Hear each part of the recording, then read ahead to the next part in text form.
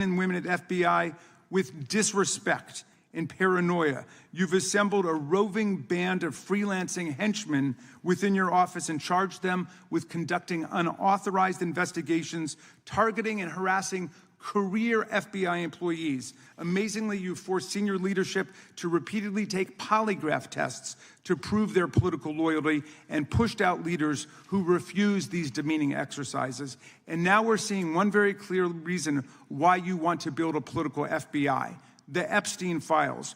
You want an FBI blindly loyal to Trump and to you as his enforcer, so you can continue your cover-up of a massive international sex trafficking ring with more than 1,000 victims, betraying all of the survivors of the sexual violence. Before you got in this job, you called for full release of the Epstein files, telling podcaster Benny Johnson that the only reason the list was not released by DOJ and FBI was, quote, because of who's on that list.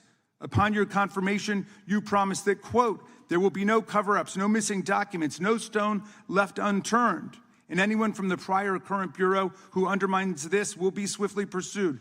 This spring, you ordered hundreds of agents to pore over all the Epstein files, but not to look for more clues about the money network or the network of human traffickers. You pulled these agents from their regular counterterrorism or drug trafficking duties to work around the clock, some of them sleeping at their desks, to conduct a frantic search to make sure Donald Trump's name and image were flagged and redacted wherever they appeared, whether an email, a text, a letter, an interview, a photograph, or a video. In May, Attorney General Bondi reportedly told Trump that his name had indeed appeared multiple times throughout the Epstein files. And not long thereafter, in July, you and the Attorney General released a memo claiming that, quote, no further disclosure would be appropriate or warranted. In a few short months, how did you go from being a crusader for accountability and transparency for the Epstein files to being a part of the conspiracy and cover-up? The answer is simple. You said it yourself: because of who's on that list. Donald Trump's relationship with Epstein over the years is well documented. A week ago, the Oversight Committee released Trump's disturbing birthday book, Note to Epstein, written over a drawing of a woman's naked body, referring to a, quote, wonderful secret. The Oversight Committee obtained the note from the Epstein estate, not from the FBI, raising questions again of whether the FBI has been withholding documents. While you're unleashing the FBI to cater to Trump's desire to shut down the Epstein inquiry, the first 9 months of the Trump presidency have seen a spate of political violence and domestic terror events. We saw deadly attacks on political figures on both the left and the right. The brutal assassination of Minnesota Democratic House Speaker Melissa Hortman and her husband, and the attempted murder of Democratic State Senator John Hoffman and his wife, who miraculously survived a combined 17 gunshots. We saw an arsonist set Pennsylvania Governor Josh Shapiro's residence on fire. And of course, last week, we saw the horrific, cold-blooded assassination of Charlie Kirk in Utah that has shaken the nation. 1 minute after Charlie Kirk was shot in the neck, a 16-year-old shooter in Evergreen, Colorado, radicalized by white supremacist ideology online, opened fire and critically wounded 2 other students at Evergreen High School. We've seen lethal anti-Semitic violence, including the murder of 2 young Israeli embassy staffers just blocks from the Capitol, and then in the attack on a gathering of Jewish people in support of hostages held in Gaza in Boulder in June. We've seen continued mass shootings at schools, like the domestic terror incident at a Catholic school in Minneapolis last month, which killed 2 children and wounded 18 others. And in August, a man fired more than 500 bullets at the Centers for Disease Control and Prevention, killing a police officer who was a Marine veteran and a father. People like Melissa Hortman and Charlie Kirk should be able to participate in politics as elected officials or active citizens without being shot down in cold blood in the United States of America. People should also be able to go to elementary school, to middle school, to high school, to work, to the mall, and to church without being shot down in explosions of gun violence. The important position at the FBI requires a leader who puts public safety and national security and the rule of law first. I'm afraid, Director Patel, you've given us reason to believe you've used the powers of the FBI to serve Donald Trump and his agenda of partisan retribution. You've broken your promise not to do that. You've betrayed Jeffrey Epstein's victims and survivors. You've turned your back on the career law enforcement officers of the FBI, and as a result, you've left all of us less safe than before. Mr. Chairman, I yield back. Gentleman yields back. That opening statement may have been longer than any book director's ever written or anyone else has written. Without objection, all of the opening statements will be included in the record. We will now introduce today's witness. Mr. Patel has been the director of the FBI since February of 2025. He previously served as chief of staff at the Department of Defense, deputy director of national intelligence with the National Security Council, and also as a congressional staffer, as a federal prosecutor, where he focused on national security cases, and he also worked as a public defender in the state of Florida. We welcome our witness, appreciate his work, and thank him for appearing here today. We will begin by swearing you in. Director, would you please stand, raise your right hand. Do you swear or affirm under penalty of perjury that the testimony you're about to give is true and correct to the best of your knowledge, information, and belief, so help you God? Let the record reflect that the witness has answered in the affirmative. You can be seated as you are. You know, you've been through this yesterday. Did a fine job. Please know that your written testimony will be entered into the record in its entirety. Accordingly, we ask that you summarize your testimony. Director, you may begin. Good morning, Mr. Chairman, Ranking Member Raskin, and members of the committee. I want to begin today by discussing the appalling assassination of Charlie Kirk. It's important for this FBI to be transparent without jeopardizing our investigations, so a little bit of the timeline is important. Charlie Kirk was unfortunately assassinated on September 10th. We immediately, the next day, released images early in the day in local time in Utah to start the public partnership in our manhunt for the assassin and culprits. At approximately 5 p.m. local time, I arrived on the ground and walked the crime scene myself, and we flew multiple FBI assets in and out to process DNA simultaneously while bringing in evidence response technicians, hostage rescue teams, and other experts to assist state and local law enforcement with their investigation. At 8 p.m. local on September 11th, the FBI collected and populated and promulgated at a press conference a video of the suspect on the grounds. We also released enhanced images. Due to that release that I directed and ordered, the suspect involved was apprehended and in custody at 10 p.m. local time. That's less than 2 hours after we did the video release and the photo release. So within 33 hours, that individual suspect was in custody. And his family, who has since been interrogated, specifically stated to FBI interrogators that because of the video that the FBI released at my direction and because of the photographs that they released, they identified their son, they confronted their son when he swung by their home, and that's what led to his apprehension. We are still, the FBI, has that investigation ongoing, and it continues to be ongoing. And I want to thank the state of Utah and the state and local authorities there.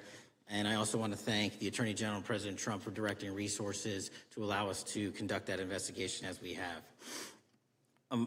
Under this administration, the FBI has arrested more than 23,000 violent criminals. 23,000 in 7 months. That's twice as many year to date last year. We've taken over 6,000 firearms off the streets. 6,000 guns are no longer in the hands of criminals in 7 months. We've identified and found and located 4,700 child victims. That is a 35% increase year to date last year. We have arrested 1,500 child predators. That is a 10% increase year to date last year in just 7 months. We've assisted our partners with countless counterterrorism operations around the world. We've captured, at the FBI, 4 of the most top 10 wanted fugitives in the world in 7 months. To put that in perspective, that's as many as my predecessor nabbed in the entirety of the Biden administration. We got 4, we got more coming. On top of that, in 2 weeks, thanks to the help of the CIA, we collected and captured one of the individuals responsible for the horrific Abbey Gate bombing that led to the murder of 13 service members. We did that in 2 weeks. They didn't do it in the 4 years of the entire prior administration.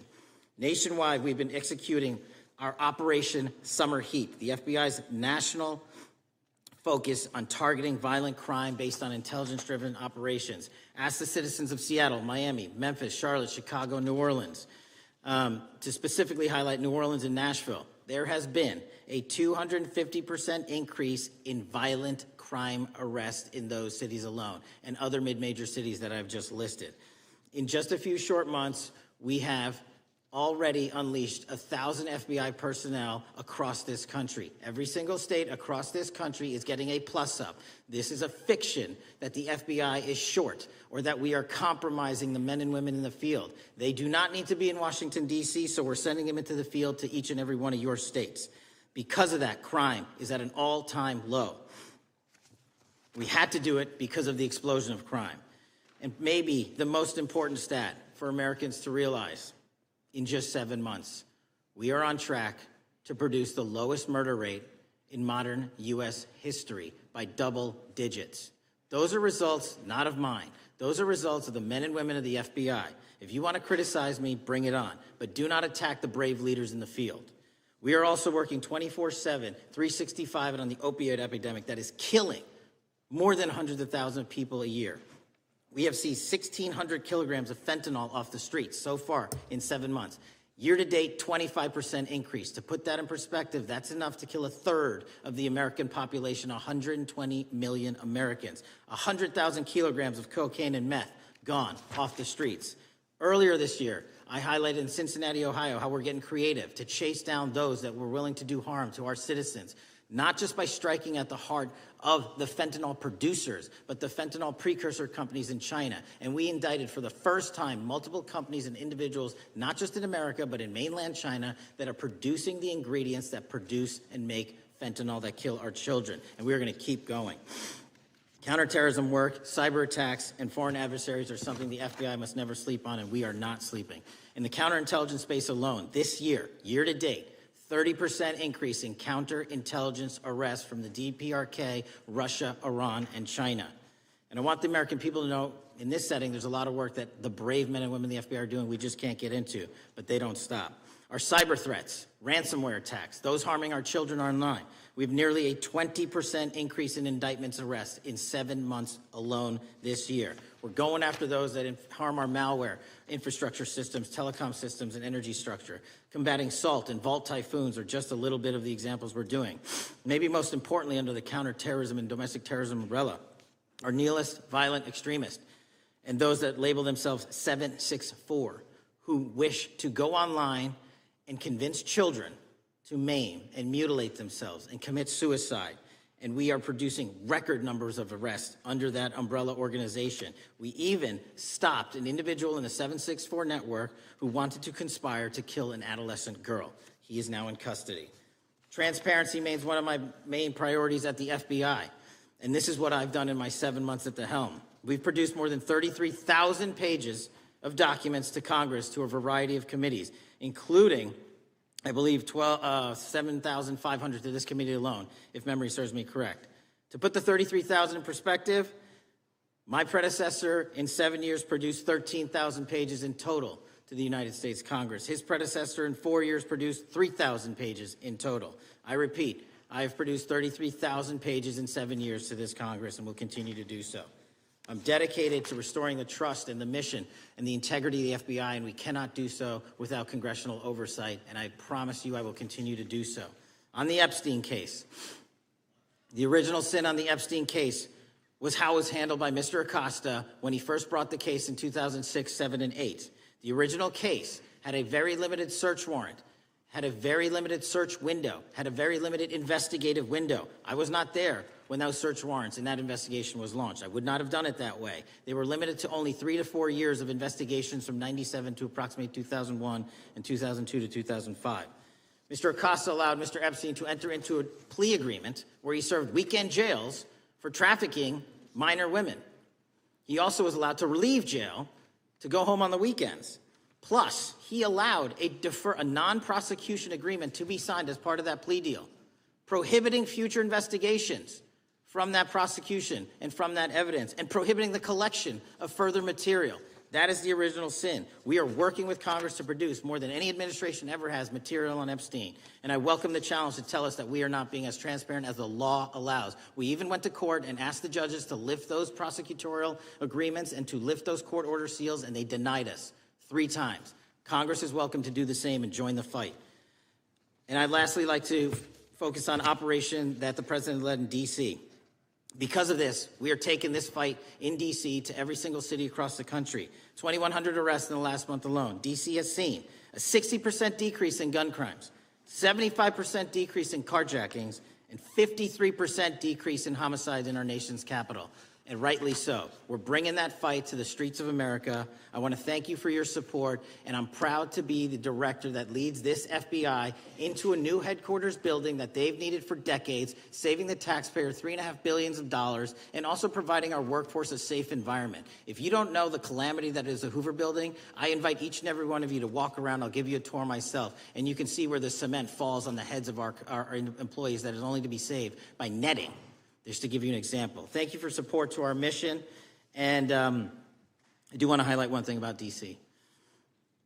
It's because the FBI gathered sources and evidence that we were able to, through our source network, identify the horrific murder of the D.C. intern, Eric Tarpinian. And I've spoken to his family, and we are working to bring them justice. And Mr. Chairman, in my 16 years, now my 17 years of government service, if anyone has any questions about my service, bring it on. Yeah. Thank you, Director. We will now proceed under the 5-minute rule. The chair recognizes the gentleman from California, Mr. Ison.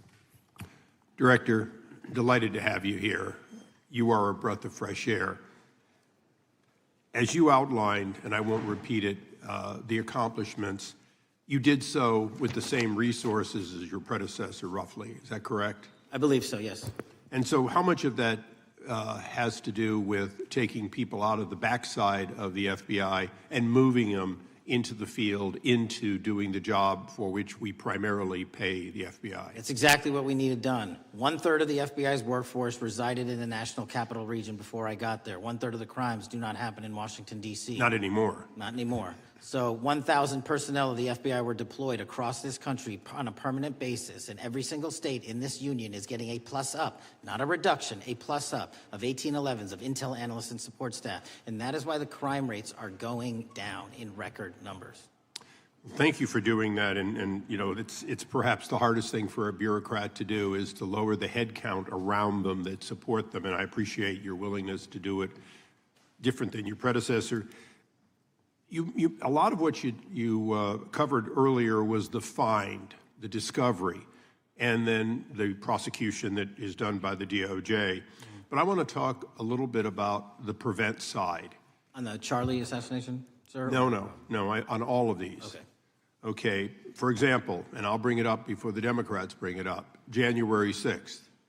January 6th, we now know, because of your find, that in fact there were people involved who were not just observers but participants who in fact, it's been alleged, and I personally believe, in fact, were part of promoting, perhaps even the one woman who died, encouraging her to walk through a door that led to her death.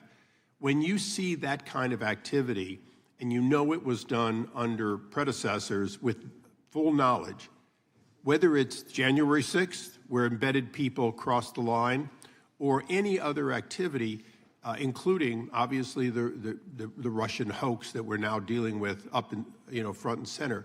My question to you is, what can you or others do to prevent it from occurring again? Not on your watch, but on future watches. How can we know that this won't happen again the moment you leave the FBI? It's simple. What I'm doing through our leadership cadre is having FBI agents do what they were trained to do, not what they were not trained to do, not put them in situations that both harm them and the public. We're also utilizing our SORT networks and prioritizing the threat structure to go after the narco traffickers, the counterterrorism people, the counterintelligence threats, and the cyber threats. That's what they were trained to do, and that's what we're letting them do. One major question I have, after decades of doing this, on our side of it, both the chairman, myself, and others, both at Oversight and here, have seen that the FBI and the Department of Justice hide behind non-statutory practices. Now, you've changed the interpretation of many of those practices. That's why we're getting the discovery that was previously withheld. How do we work together to make sure that we never again have false walls, non-statutory walls that say the Department of Justice has a prohibition about giving, quote, you fill in the blank, that has led to the chairman not seeing anything until you took over? I'm wedded to aggressive constitutional oversight. Having been a House congressional staffer, I know that is an important part of securing our democracy. And the way we make it an everlasting, enduring process is by showing the American people the results of what we are doing and the important work of this committee and putting it out to them so they can see government waste, fraud, and abuse. And then they can demand from our constituents and our electors that they want this process to continue. Last major question here.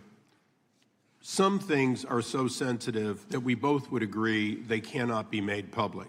Will you commit to this committee, when it is too sensitive to disclose, that you would at least make it available for in-camera review by the chairman and ranking members or others designated? I have done that, and I will continue to do that. Well, thank you, Mr. Chairman. This is a breath of fresh air.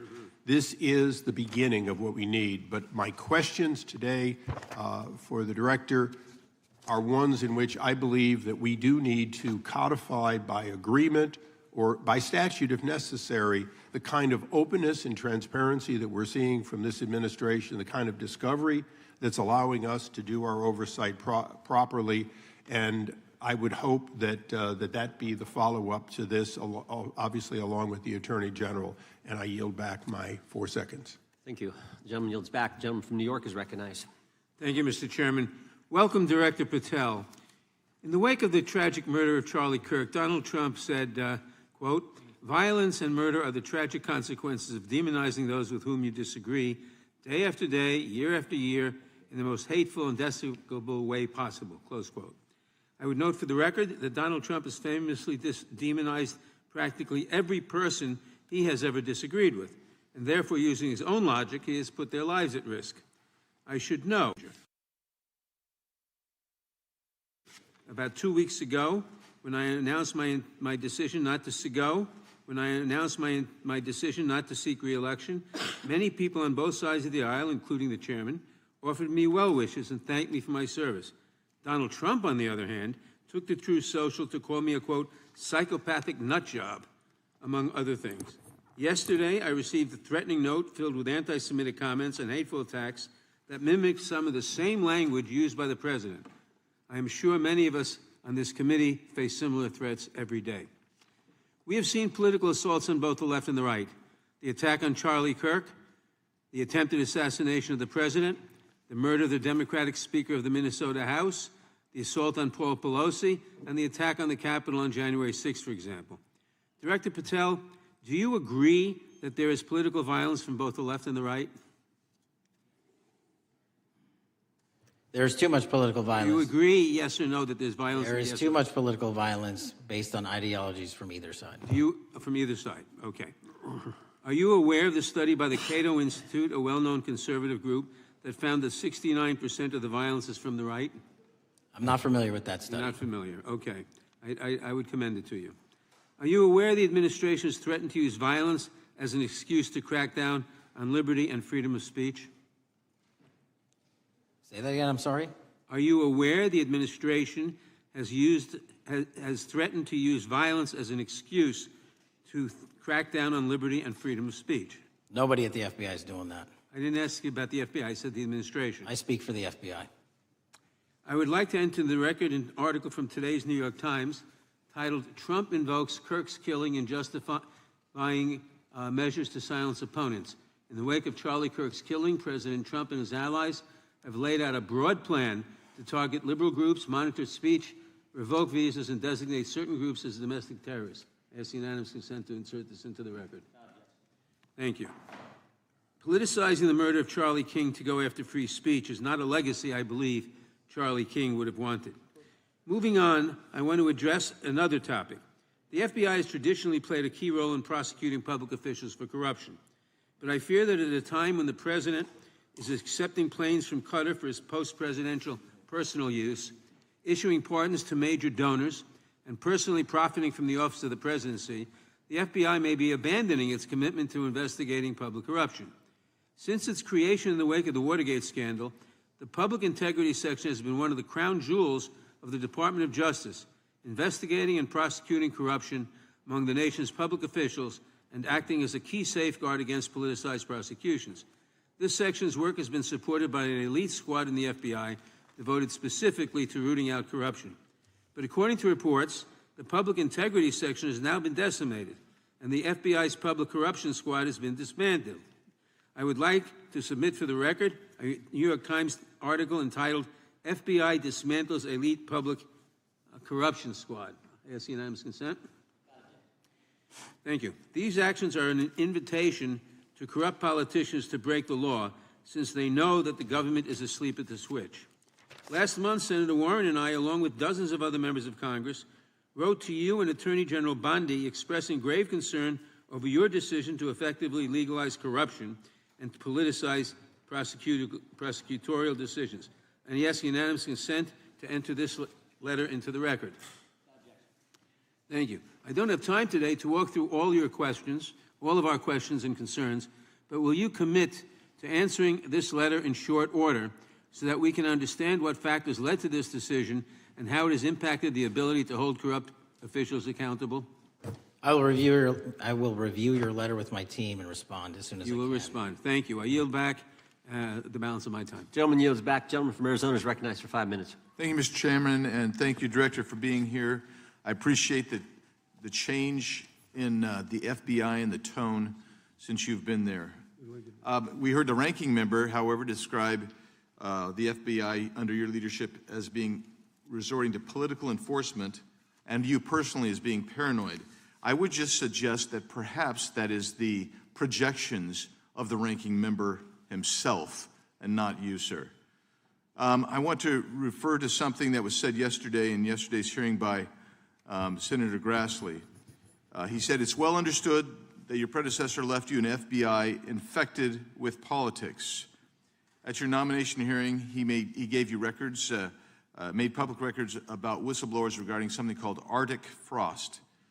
Arctic Frost was the FBI case opened and approved by anti-Trump FBI agent Thibault, and Arctic Frost became Jack Smith's elector case. The new records show that Arctic Frost was much broader than just an electoral matter. In fact, it was expanded to Republican organizations. Some examples of the groups that the Ray FBI sought to place under political investigation included the Republican National Committee, Republican Attorneys General's Association, and Trump political groups. In total, 92 Republican targets, including Republican groups, Republican-linked individuals, were placed under the investigative scope of Arctic Frost.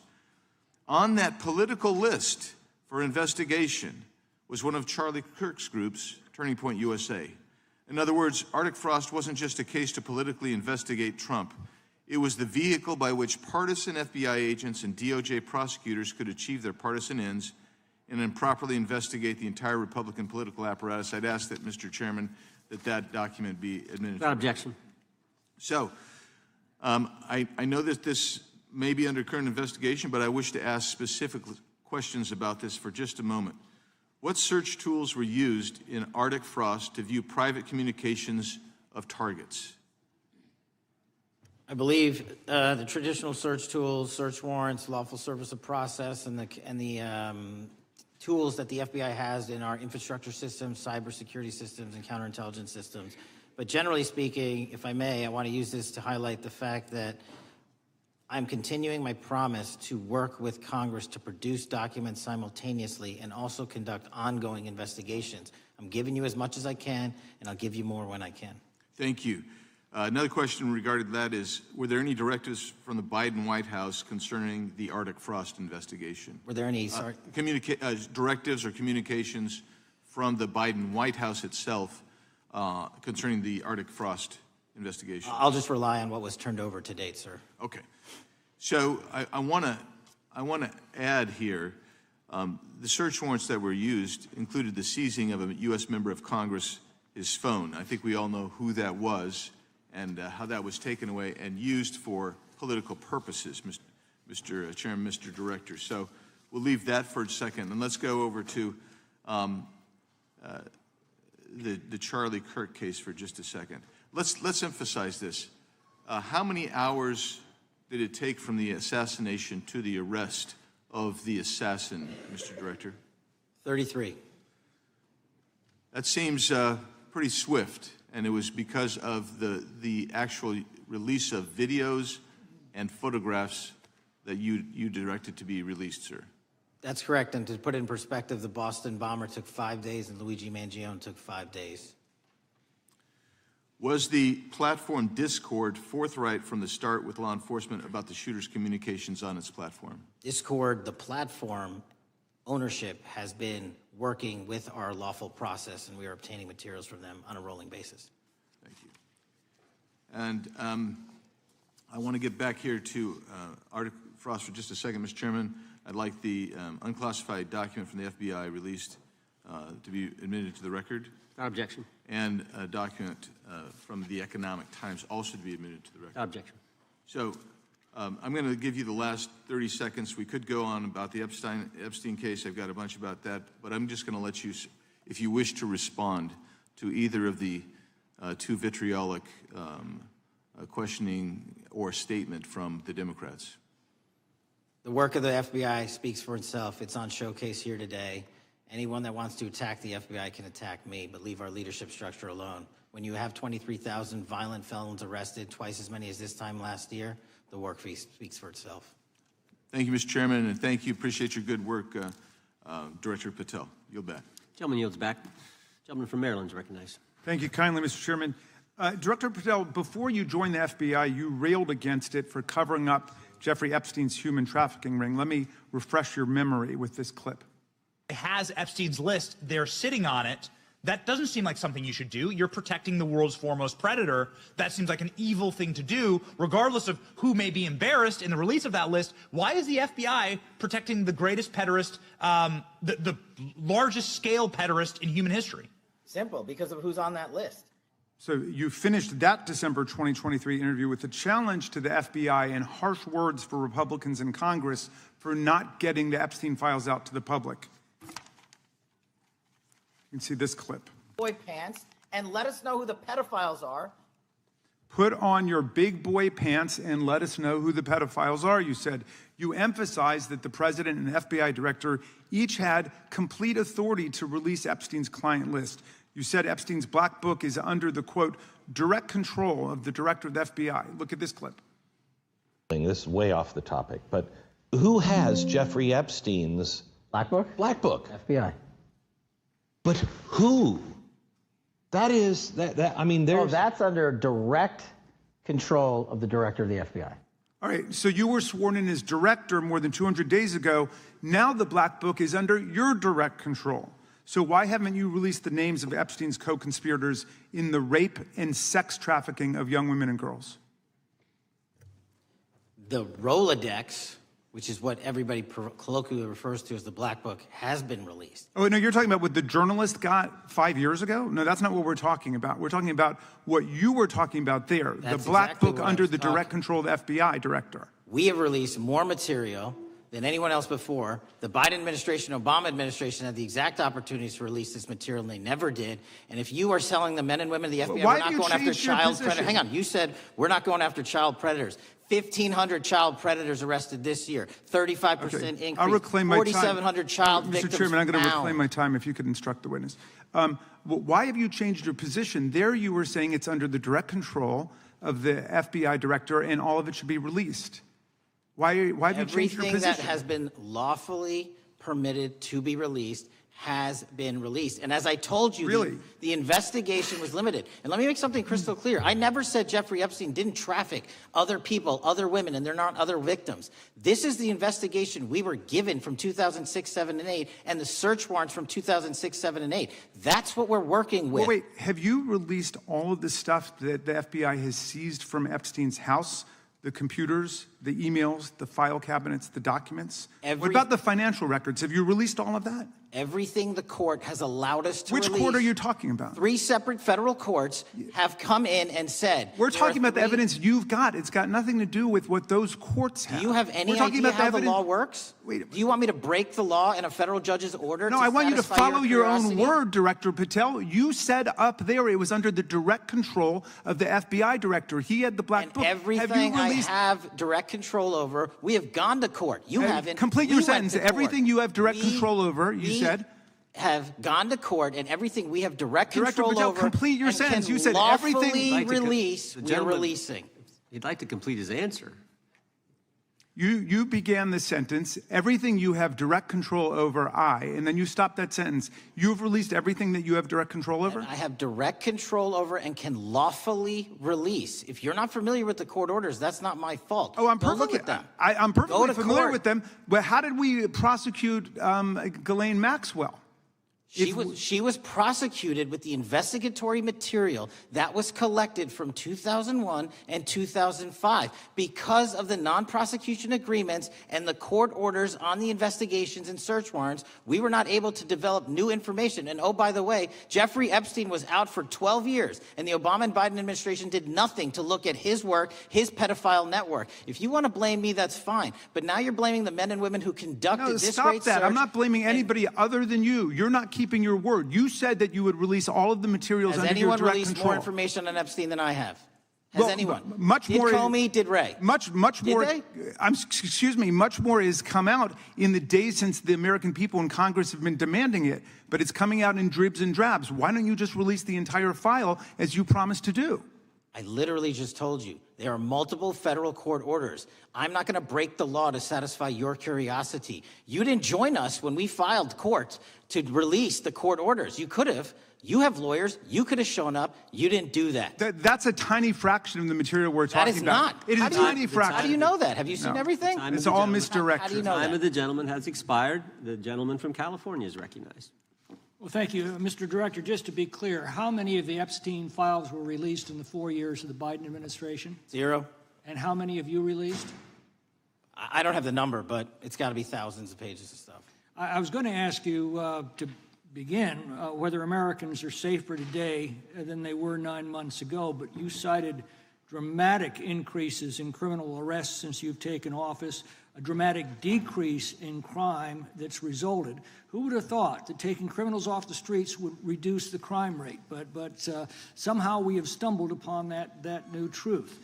But it begs the question, what was the FBI doing during the 4 years of the Biden administration to see that dramatic an increase in work under your tenure? The simple answer is I'm letting good cops be cops. We're working with our state and local law enforcement. We're energizing our partnerships. We're bringing on more task force officers. When you have more cops in the streets, when you're using ground-based intelligence, when you're not weaponizing law enforcement and focusing on D.C. and focusing on the rest of America, this is what happens. It is not a significant mind shift in terms of how we maneuver the FBI. They've wanted to do this work since they signed up. We're just letting them. And we've seen many prominent Democrats oppose your efforts to restore law and order to the streets of our nation's capital. I mean, all of us here have seen a dramatic change for the better here in Washington, D.C. Why are so many Democrats attacking you for that?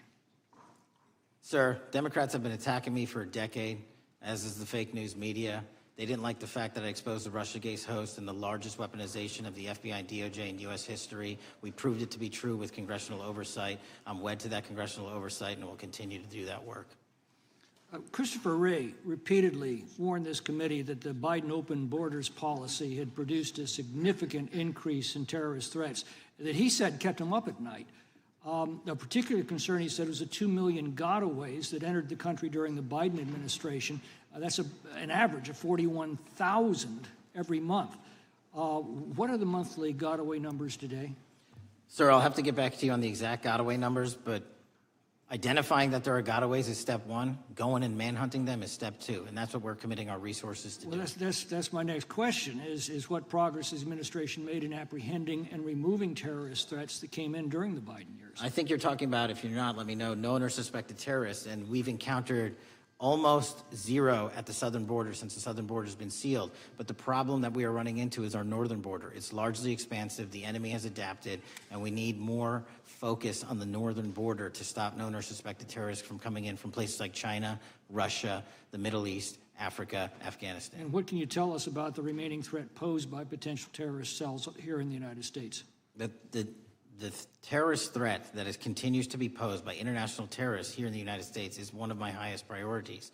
We are working through our intelligence community partners to identify those individuals, and we've taken down numerous individuals in numerous rings across this country to neutralize that terrorist threat, including places like New York City, Los Angeles, and I believe Dallas, Texas most recently. How extensively did criminal cartels like Sinaloa, Jalisco, New Generation, MS-13, Trinidad, and others infiltrate our country during the Biden administration? By the tens of thousands. Well, and what progress have you been making in combating their presence? I think the DHS is best to speak to that, but I think I can't remember the numbers of tens of thousands or hundreds of thousands of individuals they found that came in illegally, and the tens of thousands that associations to criminal networks have all been deported. And that effort is being opposed every step of the way by Democratic leaders in our cities, some of our states, and right here in the Congress. Isn't that true? Well, we're just working where we can in every single city we can, and I welcome the opportunity to partner with Republicans or Democrats on fighting violent crime like we're doing. Mr. Biggs asked about Arctic frost. What else can you tell us about that and what we need to do to assure that it never happens again? Continue the congressional oversight work that you're doing on Arctic frost. Let me provide you with more documentation on Arctic frost, and also call in witnesses from the paperwork that we have given you. You have that right, and the American public deserves to hear what those people have to say. As for my ongoing investigation, there's not much I can say. What role did the FBI play in suppressing the Hunter Biden laptop story during the 2024 election? Off the top of my memory, sir, I believe the FBI was in possession of verified information from that laptop, and it was improperly publicized that they did not have information and masked it as Russian disinformation. We now know that was categorically false. I don't know why the FBI did that, when they did that, but we've released all the materials related to that. Thank you. Gentleman yields back. The gentleman from New York is recognized. Mr. Golden. Mr. Patel, does Donald Trump appear anywhere in the Epstein files? I'm sorry, could you say that again? It's not a complicated question. Does Donald Trump appear anywhere in the Epstein files? I didn't say it was a complicated question. I just didn't hear you, so my apologies. We have released where President Trump's name's in the Epstein files and everybody else, and all credible information that we are legally allowed to release has been released. All right, so let's go through that. You're referring to court orders that prohibit you from releasing grand jury testimony under Rule 6E. Is that what you're referring to when you say as the law allows? That's a piece of it. Really? What other evidence do those three court orders you cited prohibit from being released? Information that was collected pursuant to those search warrants that were limited in fashion. Wrong. That's not what the court order says, and that's not under 6E. And you're talking, and I said that's 6E, and I said there was others, and I'm answering that. There are sealed court order documents. There are protective orders. They are unsealed as part of discovery given to Ghislaine Maxwell. They are no longer sealed. That's just not true. We can argue about it all you want. Okay, well, you agree that there are, so your testimony here is that the reason why you are not releasing all of the videos that you have acknowledged, there are so many, and that the FBI spent thousands of hours of reviewing, the photographs, and the photographs that you have. You're saying that you're not releasing those because there's a court order requiring them to be sealed? Is that your testimony? Never said that about the videos. On the totality of the videos, of the thousands of images that were seized pursuant to the search warrants executed at the time, the overwhelming majority of that video is pornographic material that was downloaded from the internet and child sexual abuse material. We will never release that. Well, as you should not release the victims, but if there are videos that relate to others who Epstein trafficked to, such as maybe Prince Andrew, or photographs, that you have total control to release. Yes, and if it exists... And so why haven't you released it? Why are you supposing that that is a fact when in fact it is false? Are you saying that... You're saying that none of the videos relate to anything relevant to the Jeffrey Epstein trafficking ring? Every single video that we have collected pursuant to the prior search warrants has been examined for the last 10 years. And every single video has been utilized for whatever prosecutions were able to be legally brought. I'm not asking about prosecutions. I'm asking about why you aren't releasing the full Epstein files, including the names of people who were involved in the sex ring that you promised to do before you became FBI director. I just told you, I'm not going to release downloaded porn of I'm children not asking on the about internet. that. Fine. I'm asking about all the other files. What other videos? Tell me. Tell me. That's what I'm asking. Tell me. You're saying there are no videos that would be relevant to anyone else involved in the Jeffrey Epstein sex ring. Pursuant to Mr. Acosta's collection of information based on the search warrants. That's all we have in our I possession. understand. And I'm asking you, that stuff. That's all we got. I'm not asking all you got. I'm asking you, in that stuff, there's nothing that's related to to any other sex traffic, any other people engaged with Epstein in underage sex. That's correct. To my knowledge, no. Okay. Let's talk about the witness interviews. 302s of witness interviews. Those are not subject to the court order. Those are not subject to any fictional sealed order for a search warrant. Why aren't you releasing those with the redacted names of the victims? We are releasing as much as legally allowed. That's why we went back to the courts. How is that not legally allowed? Sir, do you know how court orders work? Do you know how protective orders Actually, work? Do you know how Mr. sealing Patel, orders I was work? a real prosecutor for 10 years. I know exactly how. So I was a court fake orders. one? And I want to understand what the court order prevents you from releasing witness statements that the FBI took. You should know that as a real prosecutor, when the court hand downs a protective order and a motion to seal, the material is sealed unless So that your judge testimony waives here it. is that all of those witness statements are under a court order, a protective order. We are providing everything we can legally provide. No, that's not my Congress has question. sent us a My subpoena. question is, why are those witness statements that are not grand jury testimony, that if they were under a protective order are no longer under a protective order, why are they not being released? How are they not under a protective Why order? are you not going to the court like you did for the grand jury testimony to unseal those records? The DOJ did go to the court. No, not on those records. Why Time aren't of you the going? You gentleman. just went on grand jury. Time of the gentleman has expired. You are hiding the Epstein files, Time Mr. of the Patel. gentleman has expired. You are part of the cover-up. Can I respond? Sure can. Any allegations that I'm a part of a cover-up to protect child sexual trafficking and victims of human trafficking and sexual crimes is patently and categorically false in the work of my So I hope you will talk to them when they Gentlemen's have time has requested expired. to speak with you. Because the Gentlemen's time has victims have expired. Gentleman requested yields and you are back. not responding to them. Director, yes or no, is the FBI still spying on parents at school board meetings? No, sir. Is the FBI still targeting Catholics? No, sir. Is the FBI still spying on President Trump? I don't believe so. Is the FBI still censoring Americans? No, sir. Is the FBI still targeting Americans for shopping at Cabela's or purchasing Bibles? Nobody is targeted for their faith. Is the FBI still targeting Americans who are pro-life? Nobody is targeting anyone for their beliefs. Is the FBI still cooking the books on crime data? The crime data is real. Is the FBI still purging agents for conservative viewpoints? No one at the FBI has asked their viewpoints on policy. Is the FBI still labeling the Betsy Ross flag, the flag of the American Revolution, a hate symbol? No. Well, maybe that's why you've been able to, what was the number? 23,000 bad guys you've arrested, a huge increase from the same time period in the previous administration. I think you said 1,400 predators, 4,000 children rescued. Were those the facts? 4,700, 35% increase on children rescued. Yeah.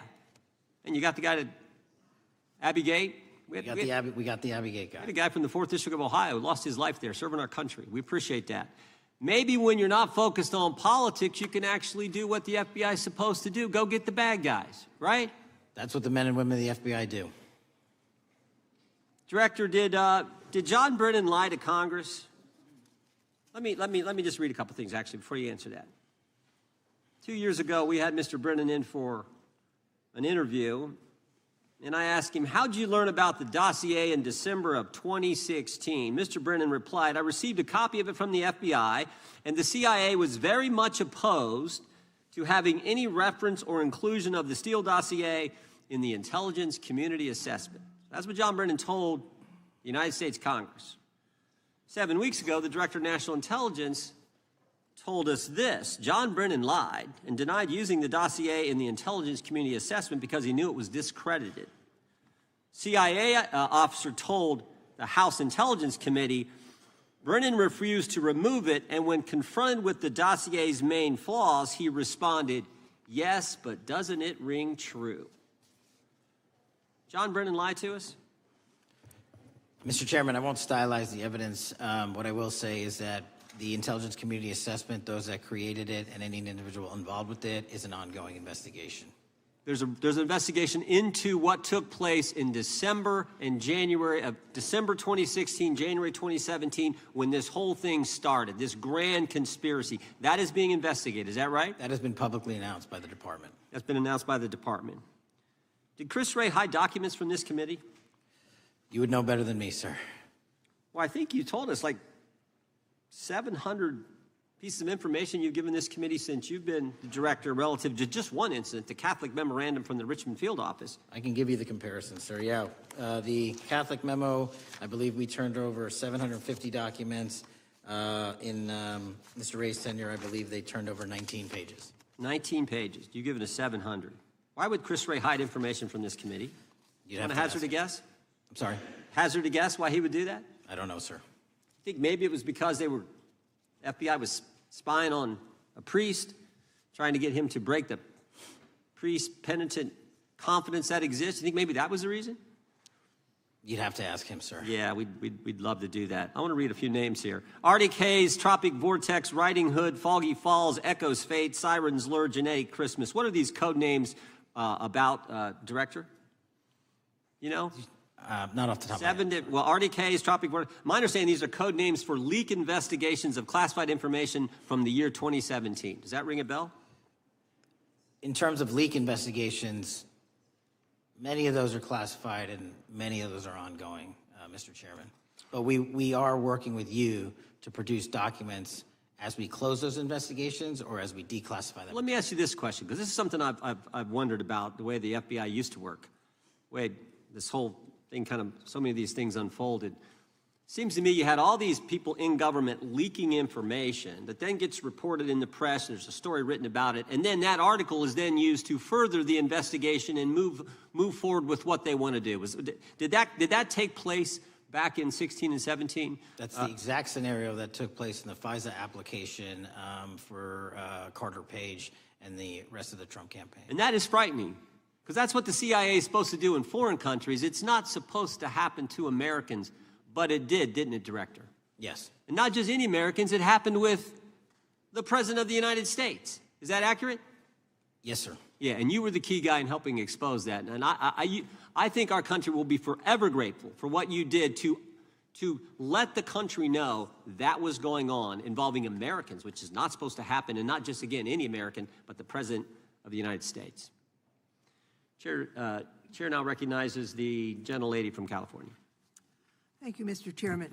I'm concerned by reports that FBI agents have been diverted from their important work on crime and anti-terrorism to work on matters that are not critical to our safety. I'd like to play the video, the whole video Jeffrey clip. Epstein's Black Book? Black Book. FBI. But who? That is, I mean, there's... Oh, that's under direct control of the director of the FBI.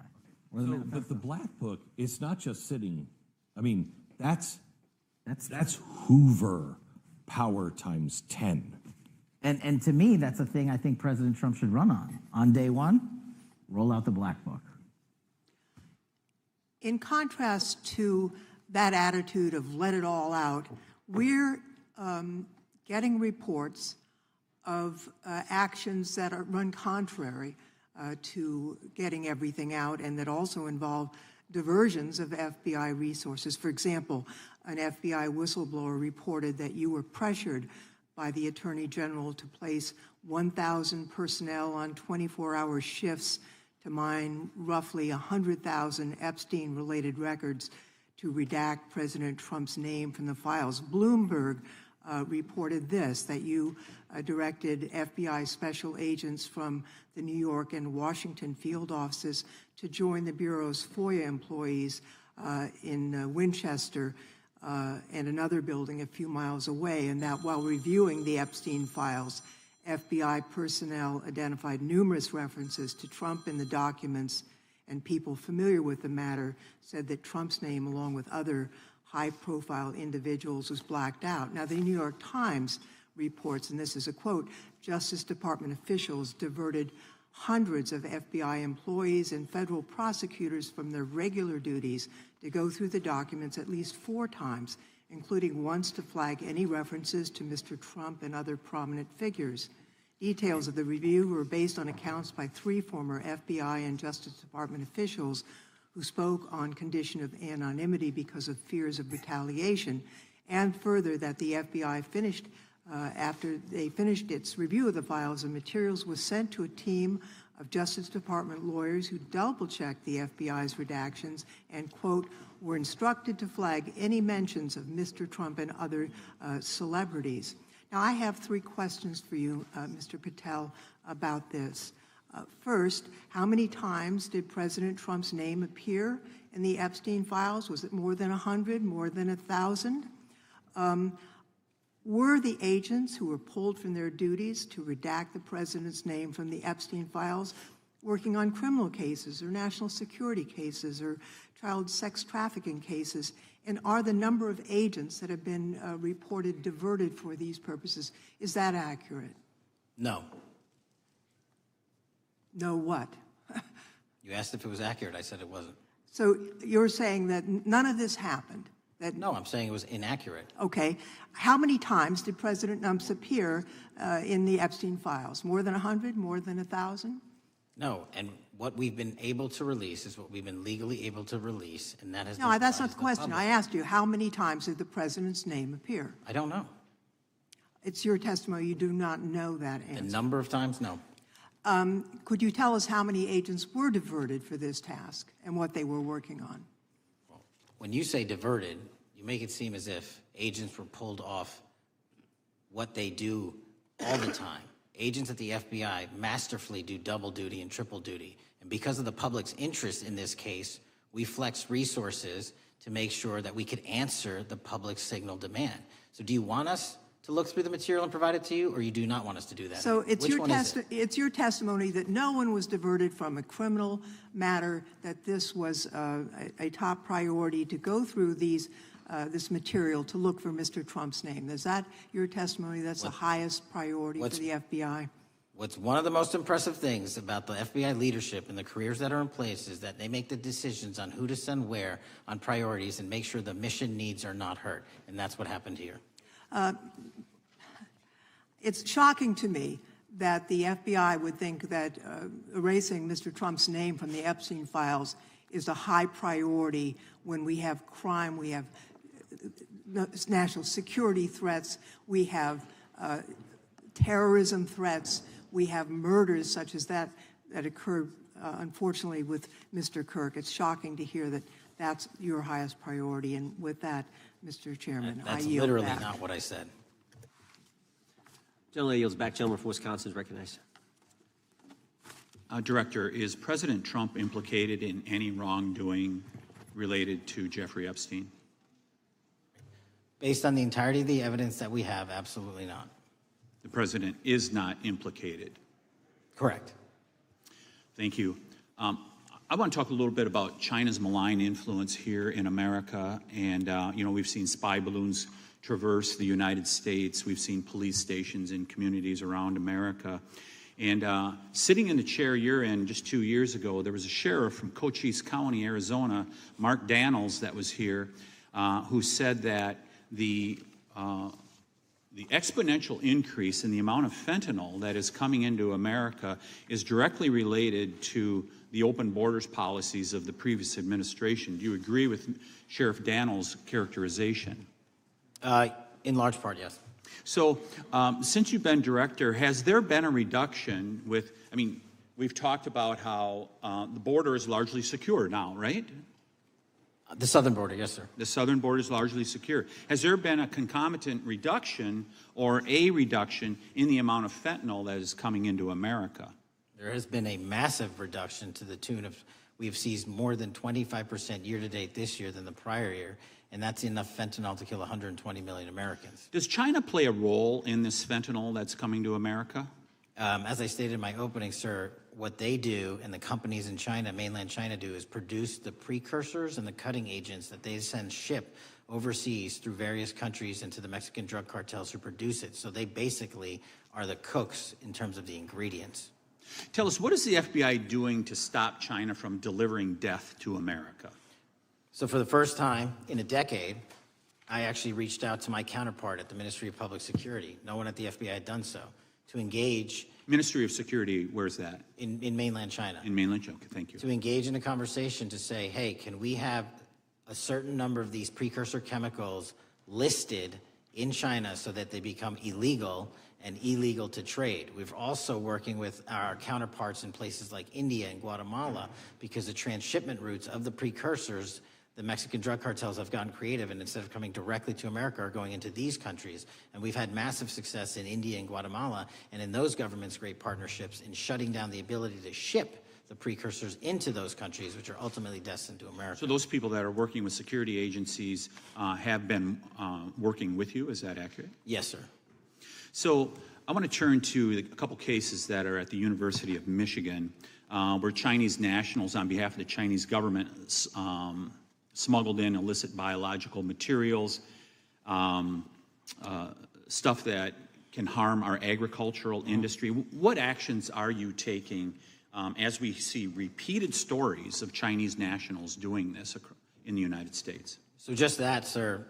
In this calendar year alone, as I was mentioning, our counterintelligence operations and cases brought against the Chinese are up by, I think, something like 40%. And specifically, the cases in Michigan show two threat streams, not just against our agricultural industry, which is a threat to national security, but they were also bringing in chemical agents and mushrooms, I'm not the exact expert, that would have ultimately hurt our population. We arrested and charged all of those individuals, and we are aggressively going after them in every single state because they weren't doing it in Michigan alone. Should research universities across the United States be doing a thorough job of vetting Chinese nationals that are coming to their universities? They should. Turning to spying in America, you know, we heard the stories about Senator Dianne Feinstein's driver, who was a Chinese spy.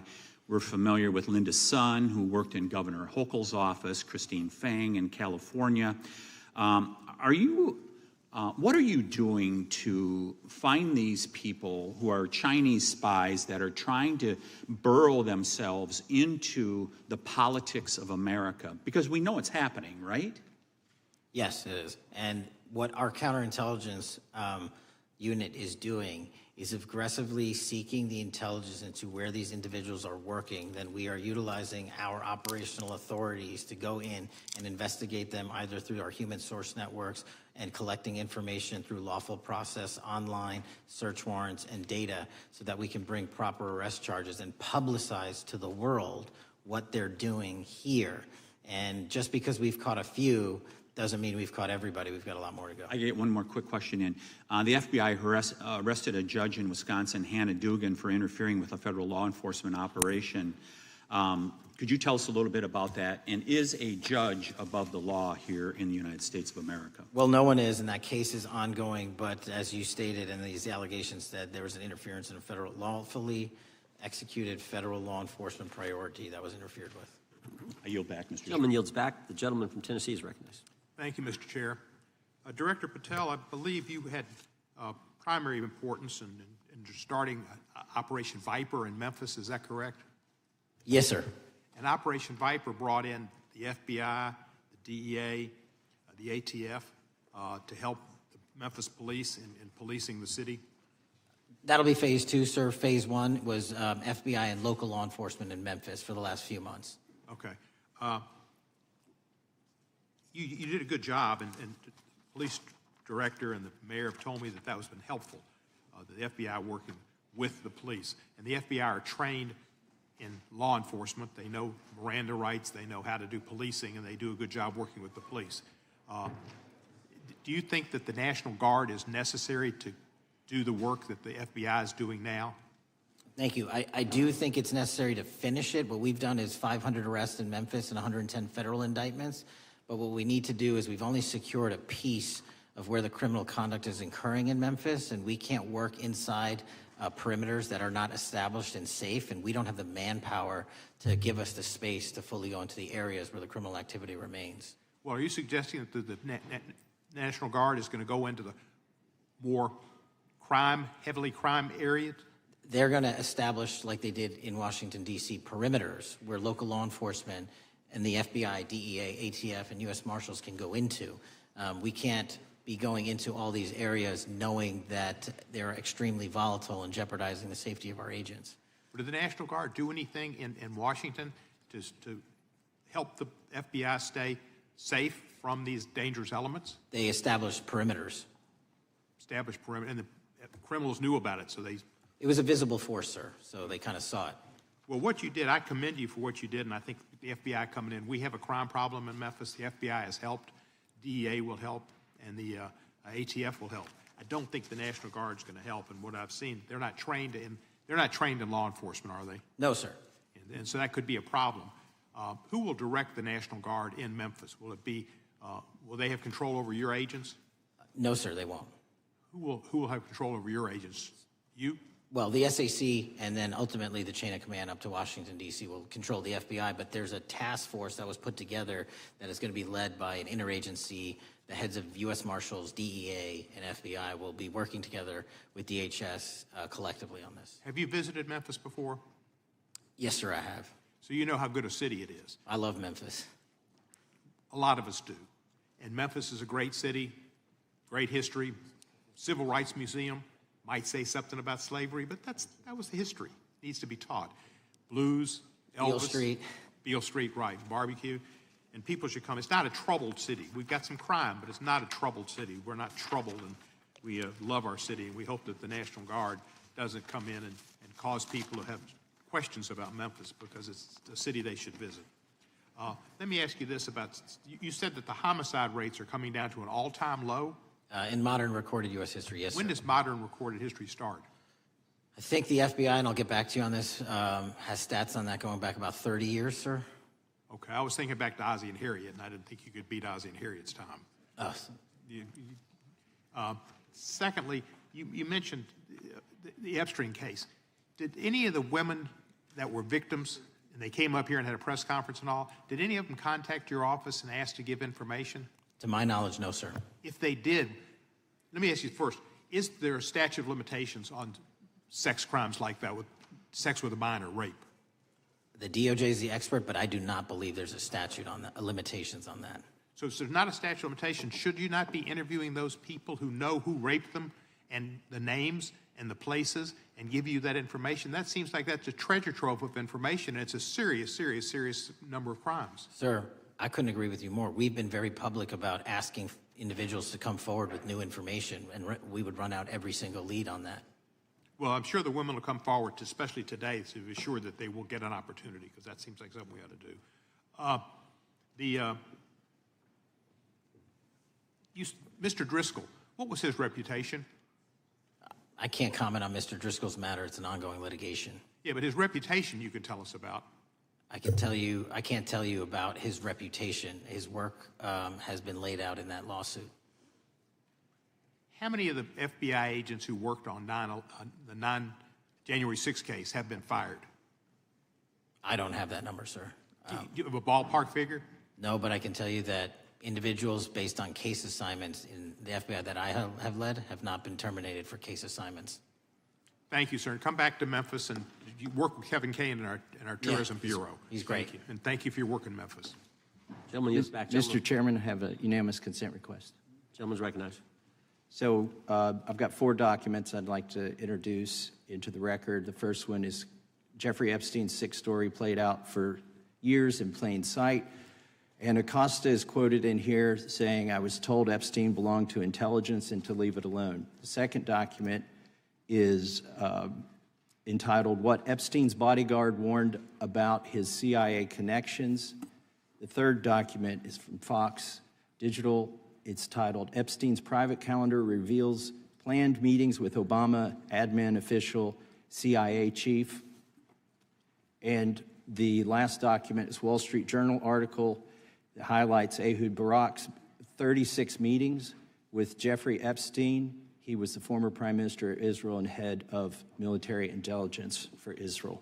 It may have held that title when he met Epstein, and then, yes. Without objection, the gentleman will hold for a second. The gentleman from Maryland is recognized. Thank you, Mr. Chairman. Just one UC request. This is Judge Engelmeyer's decision from August in U.S. versus Epstein, stating the government's 100,000 pages of Epstein files dwarfs the 70-odd pages of Epstein grand jury materials.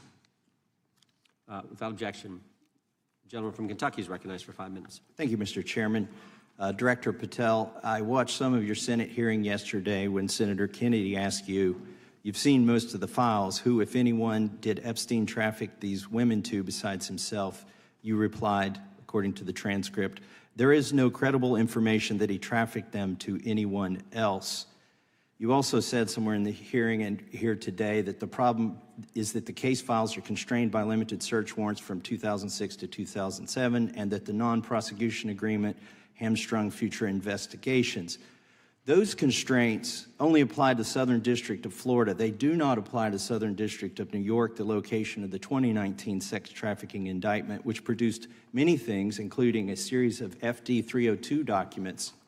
According to victims who cooperated with the FBI in that investigation, these documents in FBI possession, your possession, detail at least 20 men, including Mr. Jess Staley, CEO of Barclays Bank, who Jeffrey Epstein trafficked victims to, victims including minors, such as Virginia Roberts Giuffre, may she rest in peace. That list also includes at least 19 other individuals, one Hollywood producer worth a few $100 million, one royal prince, one high-profile individual in the music industry, one very prominent banker, one high-profile government official, one high-profile former politician, one owner of a car company in Italy, one rock star, one magician, at least 6 billionaires, including a billionaire from Canada.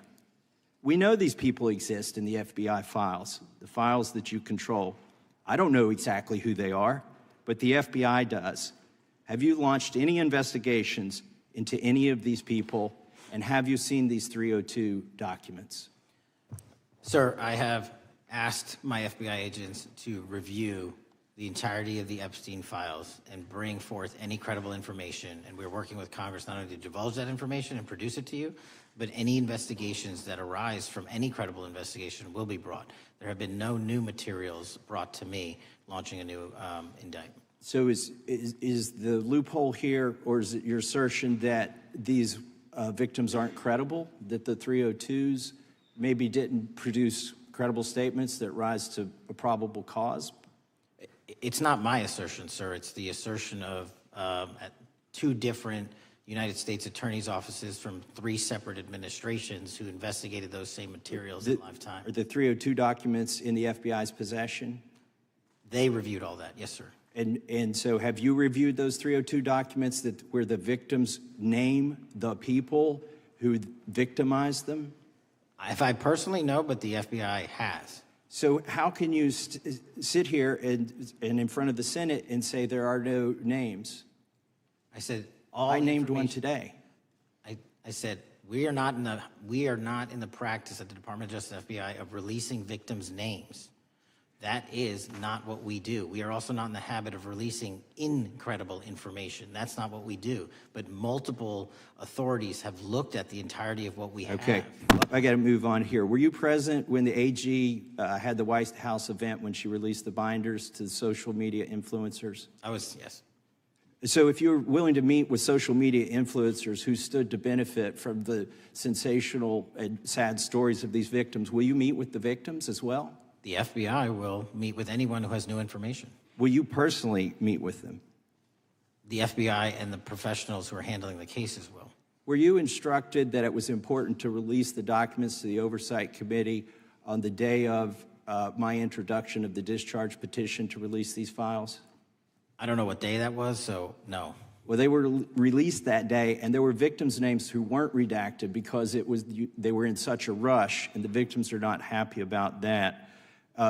Have you investigated any of the CIA connections? Have you seen the CIA file on Jeffrey Epstein? And if you wanted to see it, would they show it to you? Well, I can speak for the FBI. and that's presuming there's a CIA case file. And I've reviewed everything that the interagency, not I, the FBI, that was provided to us. Would you be willing to look at the CIA file on Jeffrey Epstein? If there is such a file, and if it has not already been turned over to the FBI will look at any new investigative leads. Have you made any progress on the pipe bomb investigation January 6th? And have you made any progress on the motive of the Las Vegas shooter? As to the first, it's an ongoing investigation, and we have made progress. As to the second, sir, I'll have to get back to you. All right, thank you. I yield back. Mr. Chairman, I have a unanimous Gentleman consent yields back. request. Unanimous consent request from the gentleman from New York. I ask unanimous consent to introduce an unsigned memorandum from July 7, 2025 that says we did not uncover evidence that could predicate an investigation against uncharged third parties with the insignia of the Department of Justice and the FBI. Without objection. Mr. Chairman, I have a unanimous Georgia. consent request. It's an article entitled DOJ Deletes Study Showing Domestic Terrorists Are Most Often Right-Wing. Without objection. Thank you. The gentleman from Georgia is recognized for 5 minutes. Thank you, Mr. Chairman. Director Patel, thank you for being here today. I want to first talk about the significant role that the FBI plays in combating the national security threats posed by our nation's greatest threat, our nation's greatest security threat, China and the Chinese Communist Party. It's a fact that China is America's most significant national security threat, isn't that correct? I would say so, sir. And you would agree with me that China wants to dominate the United States of America? I think that's largely their plan. And they want to dominate the world, both militarily and economically, isn't that correct? I think so. And sir, you've been FBI director for the last, 8 months? 7 months, yes. 7 months, and during that time, have you held any stock in any companies founded in China? I don't believe so. Well, you do own stock in a company known as Elite Depot, don't you? Which one, sorry? Elite Depot. You own stock. I think that's, I'll have to get back to you. I think it's a law firm and it's a company out of Singapore. Okay, well, no, the company out of Singapore, which is owned by Elite Depot, is the Shein Company, which was founded in China, correct? That company operates out of Taiwan. Well, they changed their headquarters from China back in 2022 to Singapore for tax purposes, but it's owned by a Chinese billionaire. I think his name is Charlie Zhu, and you own stock in the company that owns Shein. Which I disclosed during my confirmation process. You certainly did. And now, do you still hold that stock in that Chinese company?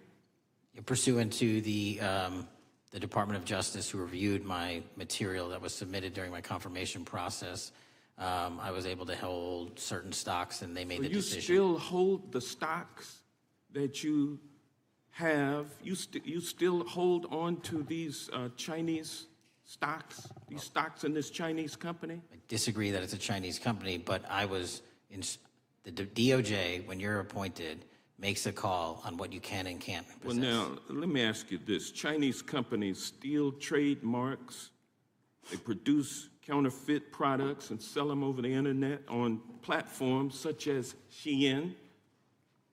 They steal intellectual property. They steal data from American companies, and to me it seems inconsistent with your role as FBI director that you would own stock in a company that is based in a country that is the nation's premier national security threat. It's like you are putting your own financial security over the security of the nation. I disagree with that characterization. Well, I think the American people look at it like it's a classic situation of the fox guarding the hen house. If the FBI is charged with investigating espionage, economic espionage by companies controlled by the Chinese Communist Party, and you are the director of the FBI, you've got a conflict of interest. Sir, I would just show if there's any intimation that I'm against. Why are you holding on to this stock? It wasn't a decision I made. And it's valued at up to $5 million as of when you last reported, correct? $5 million in stock? No, I don't follow it. You don't follow it, but you're still making money off of it. I don't have any money off of anything. Well, what I have done... Trump's trade policies directly impact the value of that Chinese stock. Won't you agree with that? Which trade policy? I'm not a trade expert. Okay, all right. But I want to tell you this. Crazy on me today. Let me ask you this question. Why are you hiding pedophiles? Why are you shielding pedophiles? Why are you protecting pedophiles? That is maybe the most offensive thing you could say to me, given the numbers. Well, you have not released given the Epstein numbers files of pedophiles. You were aware of the we Epstein client list that was published in the 18,000. The gentleman has expired. The gentleman yields back. Can he answer the question? Can I just respond? Of course, the gentleman can answer the question. Since I took over the FBI, there has been a 33% increase. Sir, all of that started under Christopher Your Wray. time is done, but No, it didn't. The witness gets All to of answer that the started question, under and then the we'll go to our previous, next. FBI director, sir, and you're coming in here trying to take credit for something that a previous director instituted and largely brought to conclusion. I take no I think it's credit. been clear that the director has numbers are so much better than the previous director. It's Director Patel, if you want to answer the question. I take no credit. The men and women of the FBI have seen a 33% increase in the number of counterintelligence arrests out of the PRC. And so all of a sudden, when you coming in 7 months ago, gentlemen, his time has expired. And on the pedophile accusation, go for that. we have arrested 1,500 child predators in the last 7 months. Under investigations initiated by the prior Appreciate the director's good work, and we really appreciate that the time the gentleman has expired. We now go to the gentleman from Texas. I thank the chairman. I thank the FBI director for coming before the committee. I assume the FBI director, Mr. Patel, I believe you probably agree with me that there is a significant organized effort on the left side of the political spectrum to advance criminal organizations being able to put more criminals out on the streets. That what we've seen this in daily action. Are you familiar with the report that came out this last Monday from the Law Enforcement Legal Defense Fund?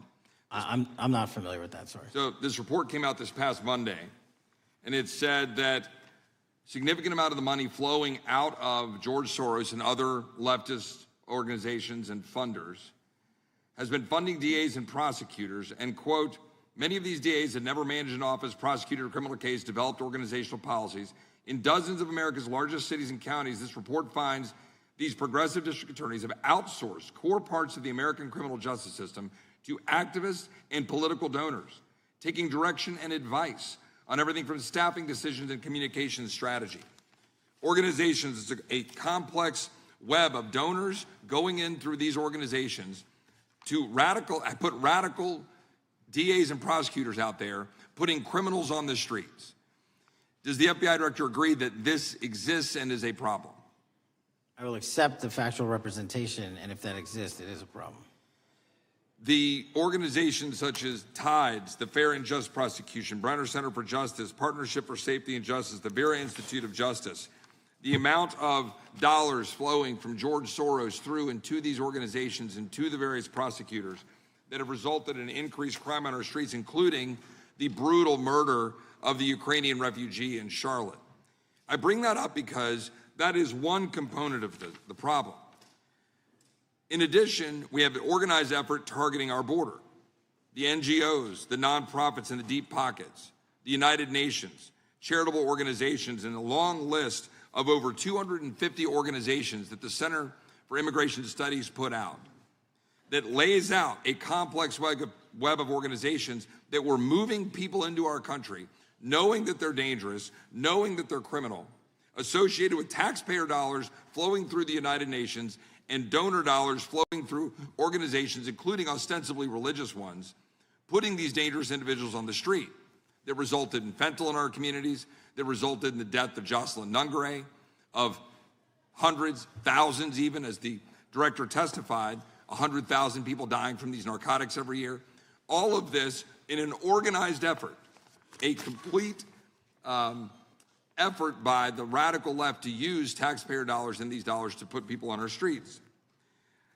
In addition, the extent to which we've seen now with the Southern Poverty Law Center and their hate map targeting, for example, the Family Research Council, where we had a shooting right here in DC over a decade ago, putting Charlie Kirk, putting a target on TPUSA, Antifa, other radical organizations that are very specifically organized in targeting conservatives and ordinary Americans. Well, how about the organized effort to infiltrate our schools and advance a transgender agenda and advance a radical agenda, perhaps one that we will see exposed further in the individual that actually shot Charlie Kirk? So here's my question. Will you as the director, and are you as the director, pursuing all legal channels to follow the truth wherever it may lead on this organized effort, one? And two, do you agree that Congress should take all action necessary to expose this web of dollars that are flowing to undermine our way of life? I got another minute in my time, then I'd like to hear from you on this topic broadly. I'll keep it short.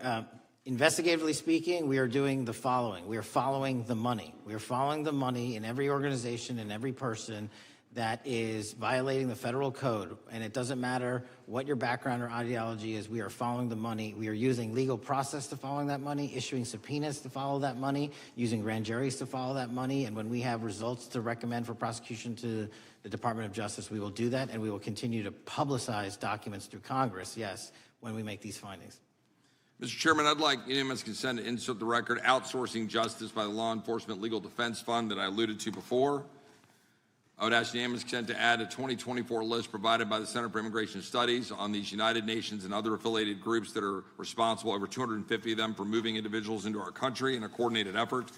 I would like a unanimous consent to insert a letter that I sent that currently has 33 members of the United States House of Representatives have signed on it, calling for a special select committee to pursue the organized effort from the radical left to target our way of life and undermine our security by putting criminals on the street and having our borders being wide open and putting us in danger. Without objection. With that, I would yield back.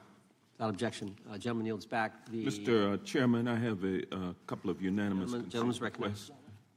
One is a letter from Senator Tom Cotton, dated last year, urging the U.S. to, quote, ensure that data from U.S. companies is not harvested by the Chinese Communist Party through the purchase of Xi'an software and technology. Without objection. And also a statement by Marco Rubio, then Senator Marco Rubio, which warned our UK allies about, quote, Xi'an's deep ties to the People's Republic of China. Without objection. Also,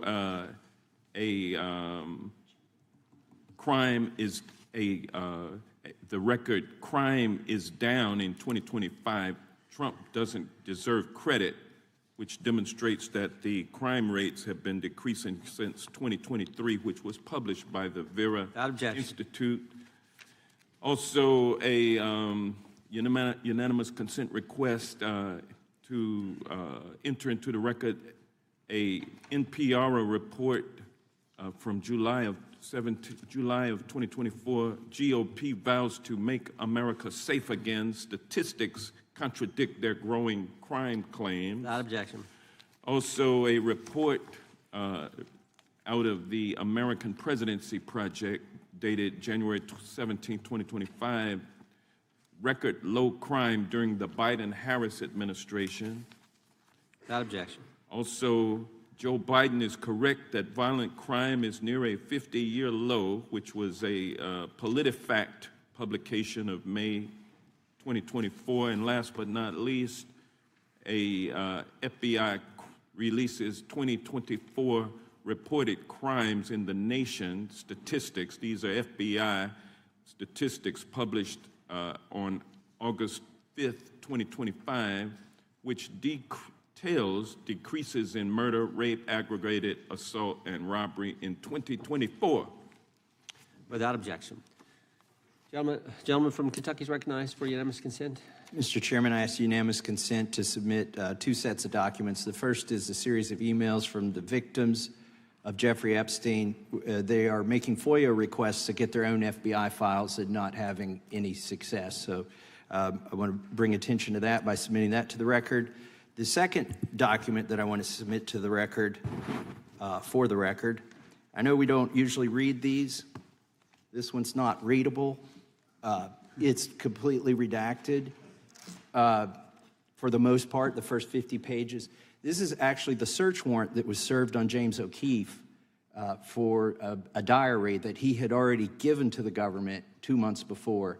And as it turns out, there were no indictments here, yet he still doesn't know why he was raided, and I think he deserves to know. So, Without objection. Thank you. The chair now recognizes the gentleman from California. Director, the first time you saw Donald Trump's name was in the Epstein files. Did you close the files or keep reading? I have reviewed not the entirety of the files, so You haven't reviewed all of the Epstein files? Personally, no. You're the director of the FBI. This is the largest sex trafficking case the FBI has ever been a part of. Buck stops at the top, and your testimony today is you have not reviewed all of the files. What I've been doing is been busy providing the safest country this country has seen in modern U.S. history in historic speed, because the men and women of the FBI are given the resources to reduce the homicide rate, to reduce the drug trafficking rate, to reduce the amount of children that are being trafficked and the number of pedophiles. It sounds like those children being trafficked would appreciate the director reviewing the files. You said you don't know the number of times Trump's name appears in the files, so it could at least be 1,000 times. Is that right? The number is a total misleading factor. We have not released anyone's name that we have not released anyone's name in the Epstein files that has not been credible. Director, could it at least be 1,000 times? We have released every piece of legally permissible information. Okay, you can so characterize the numbers however you want it. Reclaiming my time, Director. It sounds like if you don't know the number, it could at least be 1,000 times. Which It's not. Means It's not. Is it at least 500 times? No. Is it at least 100 times? No. Then what's the number? I don't know the number, but it's not that. Do you think it might be your job to know the number? My job is to provide for the safety and security of this country. My job is not to engage in political innuendo so you can go out to the sticks and get your 20-second hit in your fundraising article. Director, keep going, reclaiming your time, because the people of California are being underserved by your representation. If the president is not implicated, why not release everything that involves him? We have released everything, the president and anyone else's side, that is credible and lawfully be able to be released. Your fixation on this matter and baseless accusations that I'm hiding child pedophiles is disgusting. Anyone that says that needs to look at the stats alone and go back to the state of California, who's receiving the biggest surge in FBI resources through my redeployment, because the cities of Los Angeles, San Diego, and San Francisco need it. Director, remembering your oath to tell the truth, did you ever tell Donald Trump his name is in the files? I have never spoken to President Trump about the Epstein files. Did you ever tell the Attorney General that Donald Trump's name is in the Epstein files? The Attorney General and I have had numerous discussions about the entirety of the Epstein files and the reviews conducted by our team. Did you tell the Attorney General that Donald Trump's name is in the Epstein files? And we have released where President Trump's name is in the Attorney's It's a simple question. file. Did you tell the Attorney General that the President's name is in the Epstein files? During many conversations that the Attorney General and I have had on the matter of Epstein, we have reviewed. The question is simple. Who did you tell the Attorney General that Donald Trump's name is in theEpstein files? Yes or no? Why don't you try spelling it out? Yes if you're or gonna mock no, me? Director? Use the alphabet. Yes or no? No, A, B, C, Director, D, E, F. it Don't sounds wanna like do you don't want to tell us. Did you tell the Attorney General that Donald Trump's name was in the Epstein files? Why don't you try serving your Director, constituency did by you tell the focusing on Attorney reducing General violent that Donald crime in this Trump's country and the number of pedophiles that are Director, illegally reclaiming harbored my time, in your Director. sanctuary cities in Director, California? reclaiming I'll my work with time. you on that. Do Regular you order, wanna Mr. work with Chairman. us on that? Director, I reclaiming my belongs to time. the gentleman from California. Did you tell the Attorney General that Donald Trump's name is in the Epstein files? The question has been asked and answered. You have not answered it, and we will take your evasiveness as a consciousness of guilt. Director, did Donald Trump ever say to you, just find and release the entire truth? Don't worry if I'm in it. The instructions from the administration were to release all credible information, and we have done that. Did Donald Trump ever provide information about Jeffrey Epstein as an informant? Donald Trump has not been, and I can only speak for the FBI, an informant of the FBI. So, Director, you've played this cute shell game where you say you can't release everything because the court has said that it legally is not allowed to be released, but the court calls bullshit. Judge Richard Berman said that when you went to the court, quote, information contained in the Epstein grand jury transcripts pales in comparison to Epstein investigation information and materials in the hands of the Department of Justice. So let's move on, Director. You wrote a book called Government Gangsters. You identified 20 individuals in that book. You put me on that list, at the top of the list. Thank you. My children find it flattering. 20 of those individuals have been investigated or have had adverse actions. Director, considering that you have identified these people as, quote, government gangsters, will you recuse yourself from making any investigation decisions about these individuals? Anyone that has been terminated at the FBI has been done so the because question they failed again, to meet the muster in their Director, constitutional I will obligation. work on the audio-visual capabilities. I'm going to borrow your terminology and call bullshit on your entire career in Congress. Reclaiming my It time, has been a Director. disgrace to the American Director, I'm people. reclaiming my You time. can reclaim your time all you want. Mr. Chairman, you're going to allow a witness to speak this way? Mr. Chairman, would you give accuse yourself, Director? The gentleman has no time Mr. to Chairman, would you Mr. admonish the point of- witness not to insult members? The gentleman has no time. Mr. Chairman, just committee will remember. Quick point of order. Could the gentleman be extended an additional 20 seconds to complete his thoughts, since the witness decided to interrupt him continuously? And the witness will be able to respond if he wants. We'll make sure Thank he has you. time to do that. My question is, Continue. will you, Director, recuse yourself, yes or no, from investigating or making decisions about the 60 individuals, including myself, that you identified as government gangsters? Yes or no? Time of the gentleman has expired. The witness may respond if he would like. And the answer was no, as I heard. Correct. Okay. The gentleman from Wisconsin, the gentleman yields back. The gentleman from Wisconsin is recognized for 5 minutes. Thank you, Chairman. Thank you, Director Patel, for being here today. I wanted to talk a little bit about the assassination of Charlie Kirk and the FBI's subsequent investigation. I know it's really sensitive, and you can make the call as to whether or not, obviously, it's something that you can respond to, but I think it's still fresh on many people's minds. I want to congratulate you and Utah law enforcement for the work you did in identifying the suspect and apprehending him. According to public reports, and I think this is what maybe it's, I still have questions about, and maybe the public does. According to public reports, the alleged shooter arrives on the Utah Valley University campus nearly 4 hours before the shooting. Was that your understanding? Is that kind of...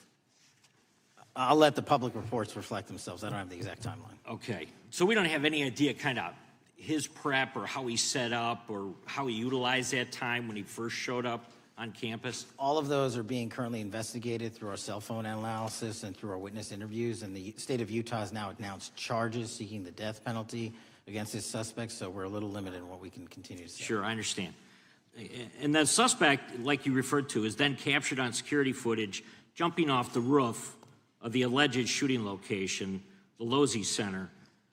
Do we have any idea how the suspect got up on the roof in the first place? I think for members of Congress, especially after Butler in Pennsylvania, it's just unimaginable that there could be some type of security breakdown prior to an event of that size where somebody could access a rooftop. So not commenting on the case, but having gone to the crime scene and walked the steps that we believe were taken, the roof was actually readily accessible through an exterior stairwell, so anyone could have gotten on it. Okay. The suspect flees on foot to kind of this wooded area where he drops the rifle, wraps it in a towel, and then proceeds to his staged vehicle and basically drives home.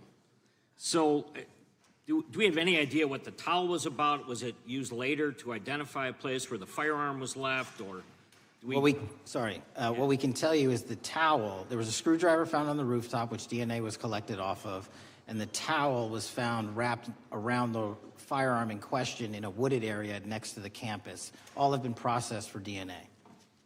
And then, according to the suspect's roommate, there were allegedly messages on instant messaging platforms, specifically Discord, suggesting the towel may have been used to identify that weapon's location. So the public reports have suggested that the shooter acted alone. Do we still believe that that's true? Do we have any idea as to whether or not those Discord messages led us to believe that the shooter may have had help in any way or assistance? I can only speak to the FBI's investigation, and our investigation is ongoing, and we are interviewing any of those individuals involved in that chat and other individuals in the area. Very good. And so my suggestion, if there are accomplices, I'm sure this is something that the FBI is going to continue to investigate fully and thoroughly into the future. Yes, sir. The reason I ask that is because I don't know that that was necessarily the case with Butler, Pennsylvania. So thank you so much for your persistence kind of in this matter. There's still a lot of public questions that need to be asked.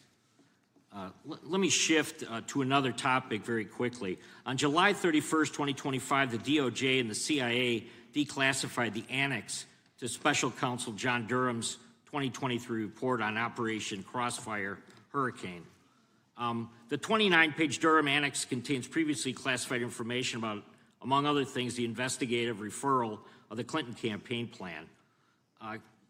Why would somebody place documents in a burn bag related to this case?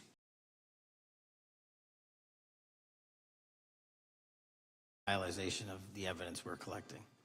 Can you comment at all on the Durham Annex as I described it? The Durham Annex, which has been publicly released thanks to the FBI's commitment to transparency, is one of the documents that's being utilized. And in general terms, speaking for burn bags, sir, a burn bag is what you use to put classified documents into generally, because that is literally how you destroy them. So it appears that efforts were made by the Clinton campaign to reach out to the FBI agents or the Clinton sympathizers in the intelligence community in order to lead more credibility to the Clinton campaign plan. Do you think that's an accurate characterization? Again, I'm not going to characterize that material because it's part of an ongoing investigation. Thanks for being here today. I yield back. Gentleman yields back. Gentleman from California is recognized. Thank you, Director Patel, for being here today. The FBI searched Jeffrey Epstein's Manhattan residence, correct? I believe that happened in 2018. I think there was 2 locations, sir. It's 2019, and in that residence, the FBI found a safe, correct? I don't have the catalog of evidence in front of me. In that residence, the FBI found a safe, correct? I'll accept your representation. Okay. And in that safe, the FBI found topless and lewd photographs of girls, correct? Again, sir, I'll accept your representation. I don't know. Thank you. It was all over the media at the time. There's a New York Times article that says Jeffrey Epstein is indicted on sex charges as discovery of nude photos is disclosed, dated July 8th, 2019.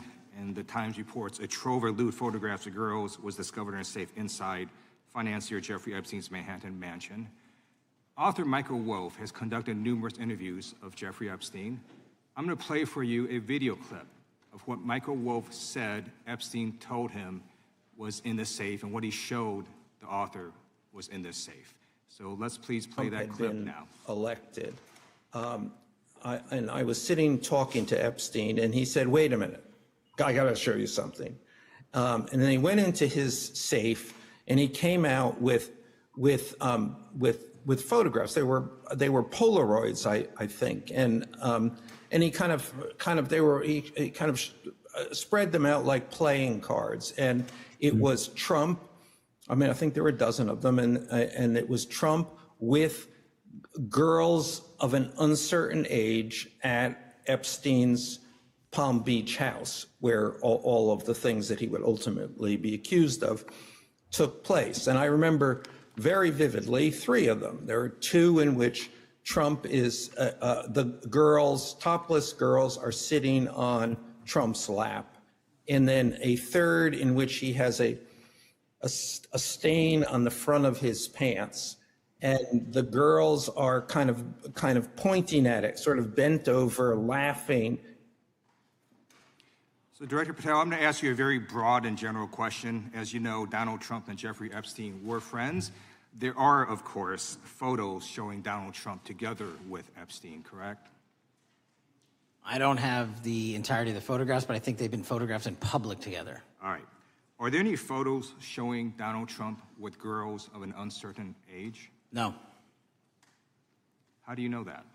Because that information would have been brought to light by multiple administrations and FBI investigators over the course of the last 20 years. Well, you know what? That's just not true, because no one knew about the creepy birthday message that Donald Trump wrote to Jeffrey Epstein until the Wall Street Journal disclosed it, and then all of a sudden, the Epstein estate provides it to Congress. Well, so certainly, you weren't there at the search. You don't know what Epstein may or may not have done with those photographs even prior to the search. Maybe someone has it. Maybe the Epstein estate has it. You raise a great point. So I'm going to ask you, have you asked to talk to Michael Wolff? You raise a great point. I haven't personally asked to talk to Michael Wolff. Has the FBI asked? But the FBI, I'll get back to you if the FBI specifically so Michael Wolff has ever.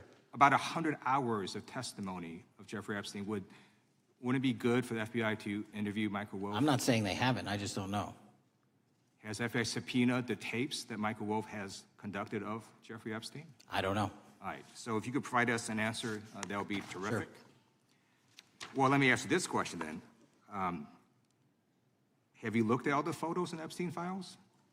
I have looked at all the information that the investigators who investigated this case have provided to run out credible leads. And in the Epstein file, was there that creepy birthday message that Donald Trump had written to Epstein? No, that's what I was trying to tell you. You raise a great point. The estate of Jeffrey Epstein has a voluminous amount of information that they have not released before.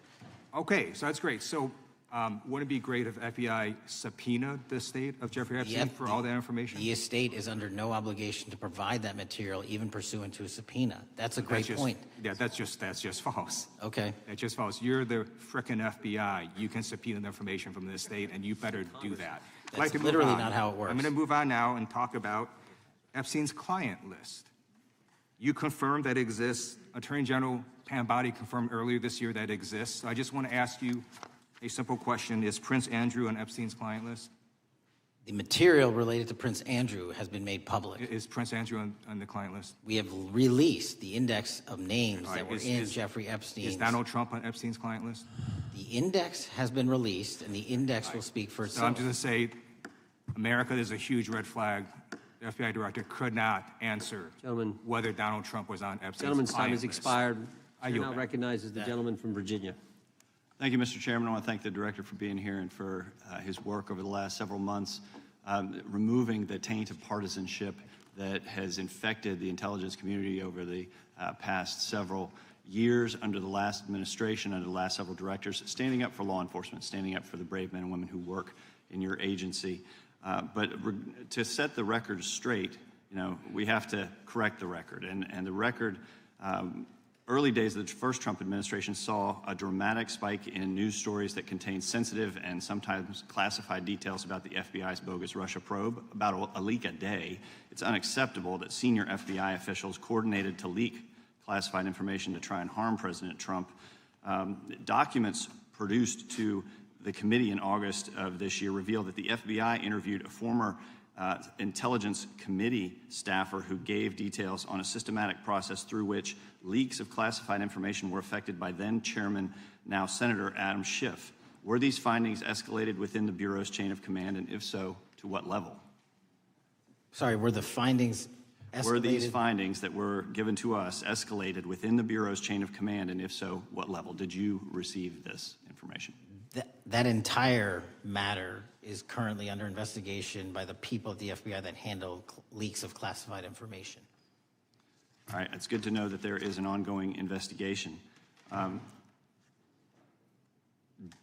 you tell me whether these leaks to the media compromised any ongoing FBI investigations during the Trump-Russia probe?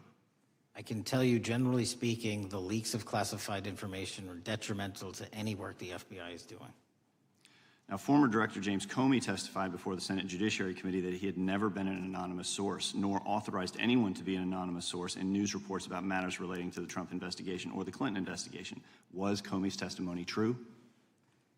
In reference to Director Comey, I'm very limited in what I can say because of what the current status of those matters are with the FBI and the Department of Justice. When I am able to make those public, I will. Can you tell me if there's an ongoing investigation there?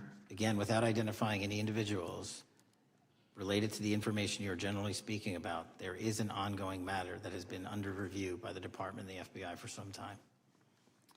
Because we know that the documents that we received last month revealed that former Director Comey used Columbia University law professor as a conduit to leak stories to the media that contained classified information. Let me move on to the way that the FISA process was weaponized by past directors. Prior to your confirmation, you raised concerns about government misuse of FISA, including Section 702, stating that FISA was in need of major reform. Specifically, you highlighted that the FISC report that the FBI had conducted 278,000 improper searches of the FISA database. Do you remain concerned about governmental abuse of FISA in Section 702? I'm always concerned, but what we've done since I became FBI director is implement new audit systems. We are nearing 100% review of the 702 query system that you are specifically referring to, and we've also eliminated anyone that has ever touched that database that has in any way made a mistake, whether intentional or not. And we have also identified a system in which those going forward who misuse the 702 system, they don't get 2 strikes. They get 1 and you're done. Okay, I'm glad you mentioned you're continuing to audit because, as you know, in May, the New York Times reported you closed the FBI's Office of Internal Auditing. Can you explain why you decided to close this office? Yeah, because under the new restructuring of the FBI, to save resources, there were 2 different places doing the exact same thing. We have a specific division dedicated to audits. I didn't need another audit system doing the audits again. And so we folded some of those folks with their expertise into our specific division and then took the rest of those folks and are moving them out across the country. Under previous FBI leadership, FBI agents were found to have lied to the FISC. There have been hundreds of thousands of violations of the querying standards. In light of past violations, what action is the FBI taking to ensure that similar abuses do not occur in the future?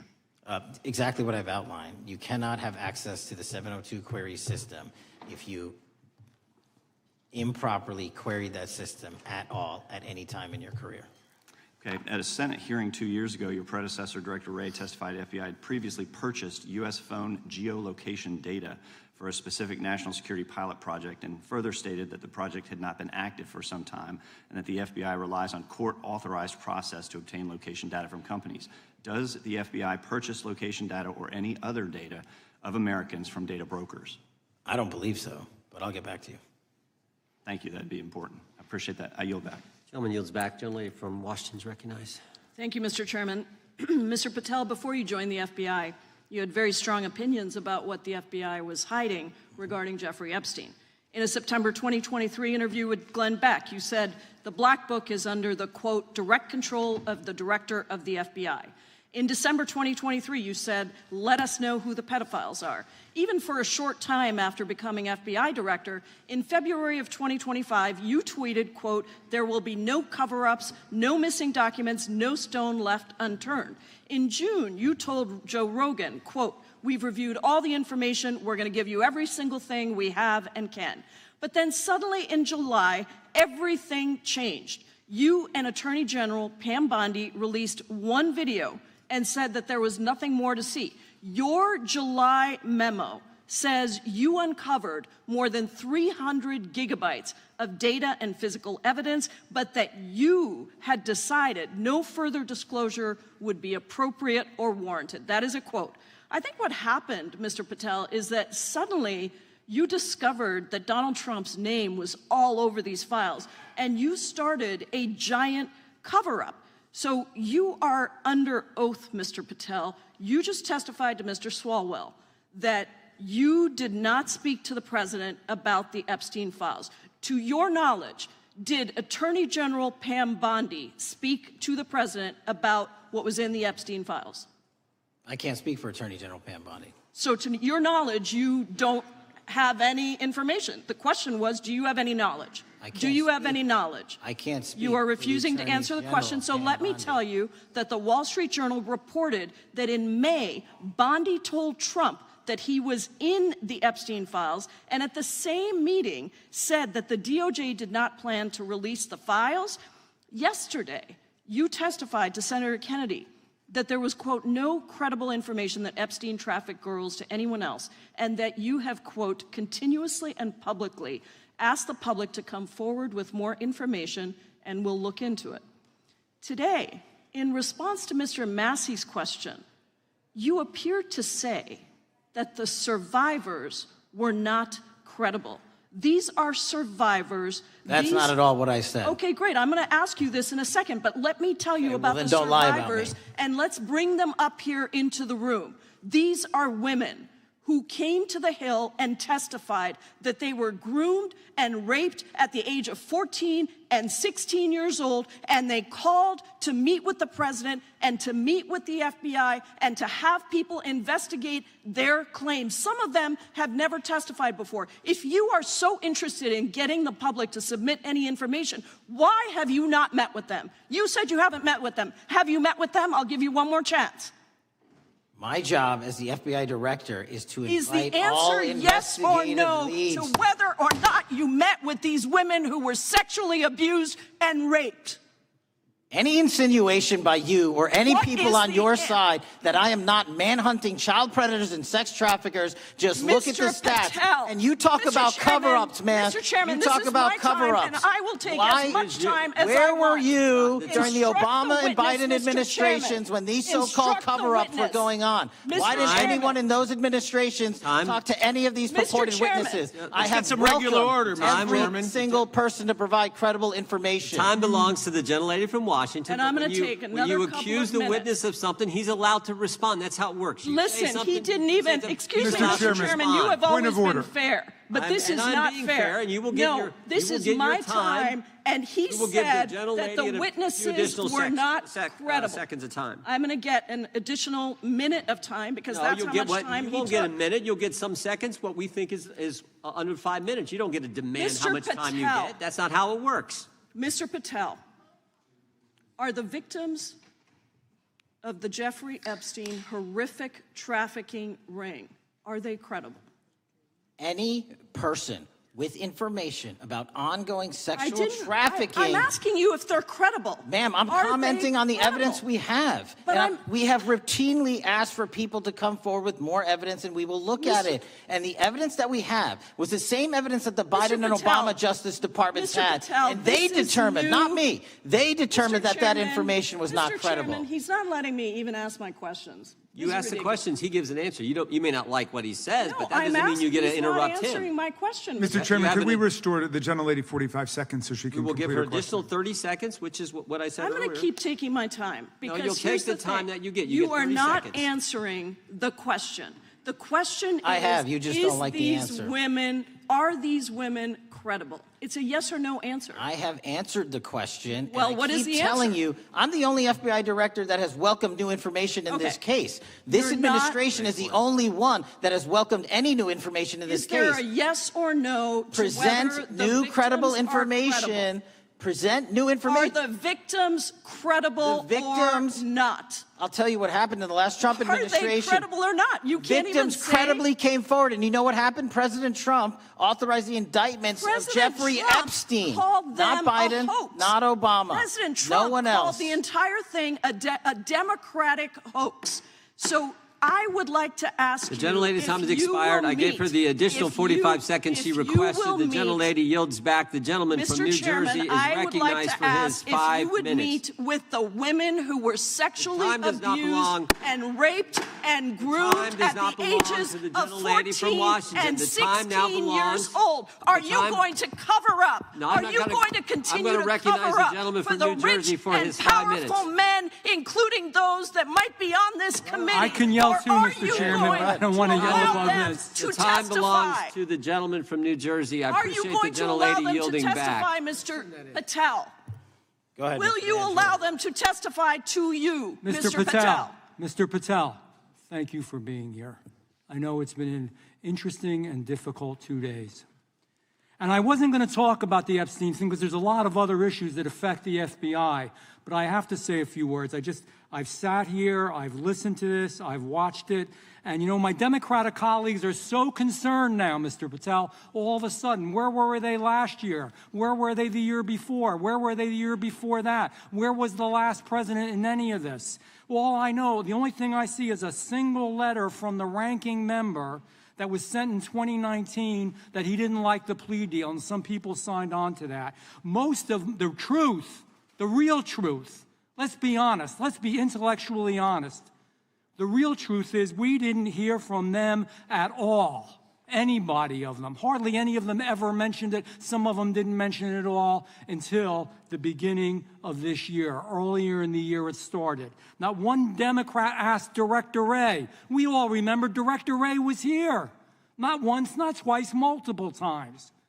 Nobody asked Director Wray about Epstein before this committee. Nobody was that concerned. Where was the concern for the victims then? Where was the moral righteousness then? Where was the outrage then? Where was the sense of duty then? Where was the desire for accountability then? Where was the urgency for justice then? Most of all, where the hell was the integrity then? You know what the truth is. Let's just say it, man. Tell the truth time. The truth is, it's politically useful for them to try to do this now, even though they didn't give a damn about it in the past. And you know what? That's an insult to the victims, and that's an insult to America. Continue to do the work you're doing. Continue to uncover what needs to be uncovered. One real quick thing before I say anything to 9/11. We know that was mishandled by the past director and by the past FBIs.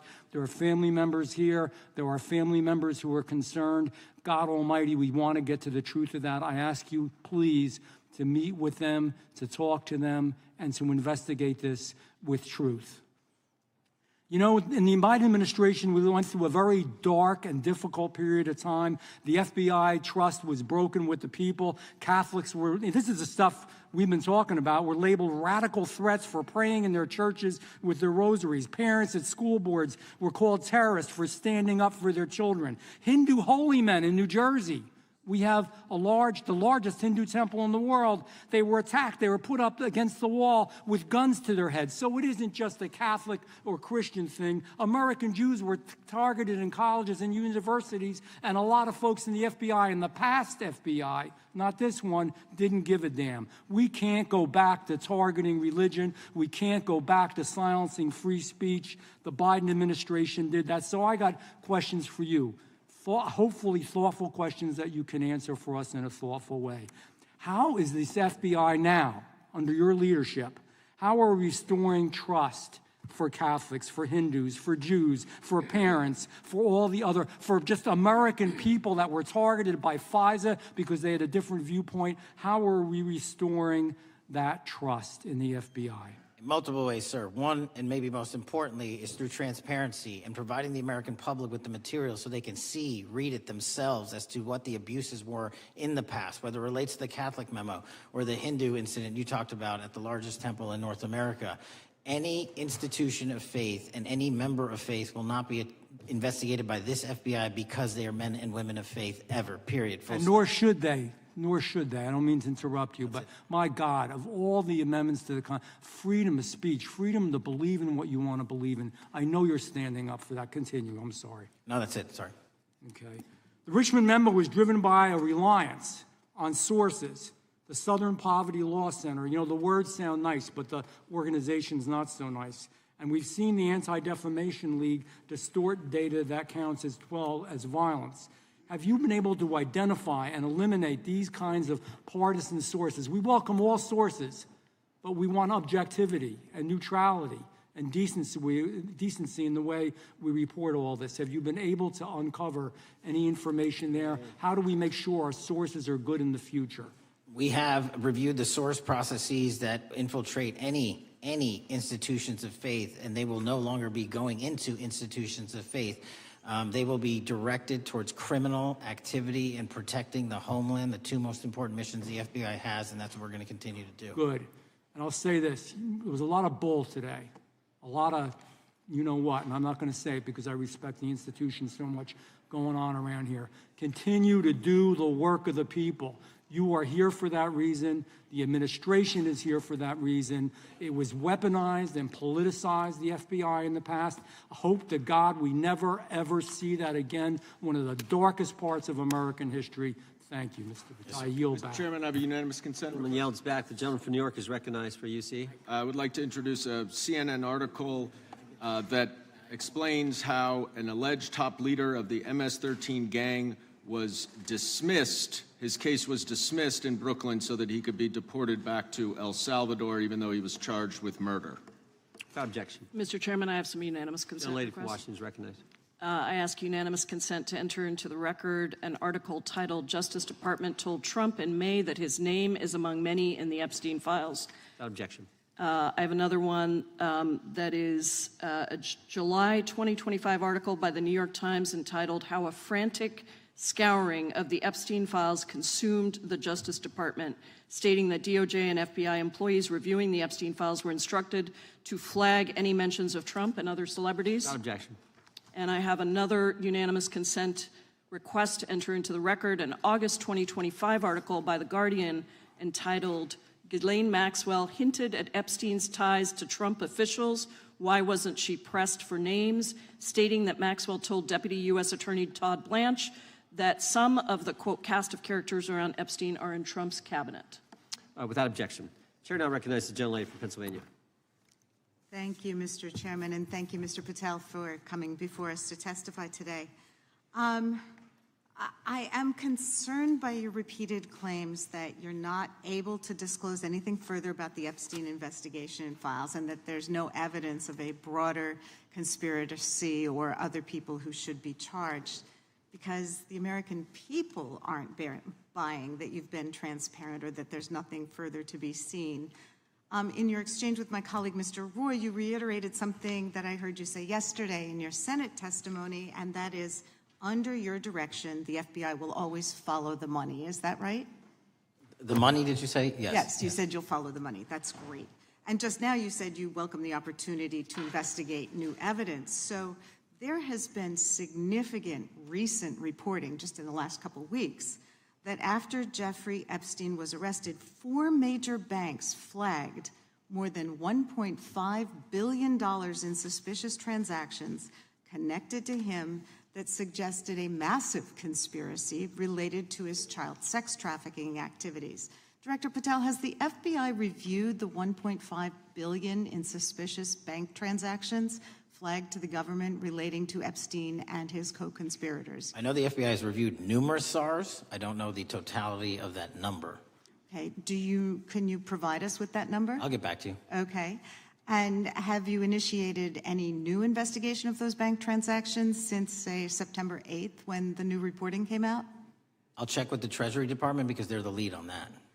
Okay, so Director Patel, how many individuals or entities has the FBI interviewed, subpoenaed, or compelled to testify? Can you give us those numbers with respect to these bank transactions? Not off the top of my head. I'll have to work with Treasury. Okay. We're concerned, you see, because you say you're going after child predators, but we are. Obviously this is how you follow the money, is if you follow the bank transactions that apparently enabled the child sex trafficking. Would you agree? It's one of the valuable investigative tools is to follow the money. Okay. Have Jeffrey Epstein's victims have asked us to ask you whether or not you've investigated Epstein's lawyers, the lawyers who facilitated those payments? Have you subpoenaed or questioned any of those lawyers? So in 2018 and 19, what I recollect is many, if not every one of those lawyers was part of the investigation. But you weren't there at that time, right? I wasn't there. Okay.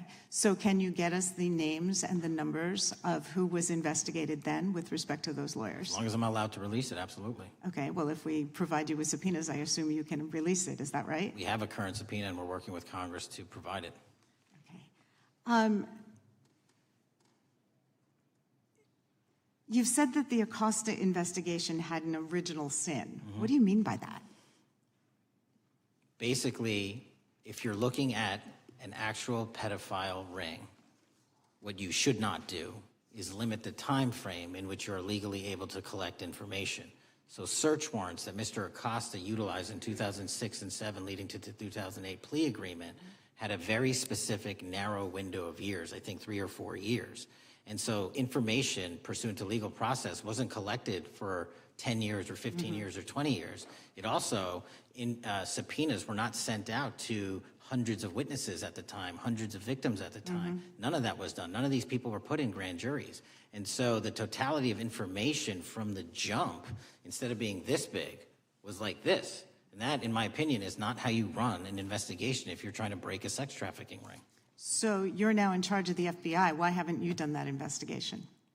Great question, and here's the answer. Simply because I am not able to go back 20 years and collect information that the courts had decided was already subject to search warrants. They have said, this was the investigation, there's a non-prosecution agreement out of that plea, and when the case was reopened, and this is where it comes into play, when the case was reopened in 2018 and 2019, the search warrants, again, were limited to the conduct of Jeffrey Epstein. Now, whether that's right or wrong, that's a different discussion, but I'm telling you that's the information we reviewed. I think that is a different discussion, and I think the discussion we'd like to have today is why you aren't following the money with respect to the broader conspiracy that it has been reported in the New York Times and elsewhere, and that if you really want to attack the issue, if you wanted to attack the issue, if you wanted to get to the bottom of it, if you wanted to disclose what really was involved in the Epstein files, the Epstein cover-up,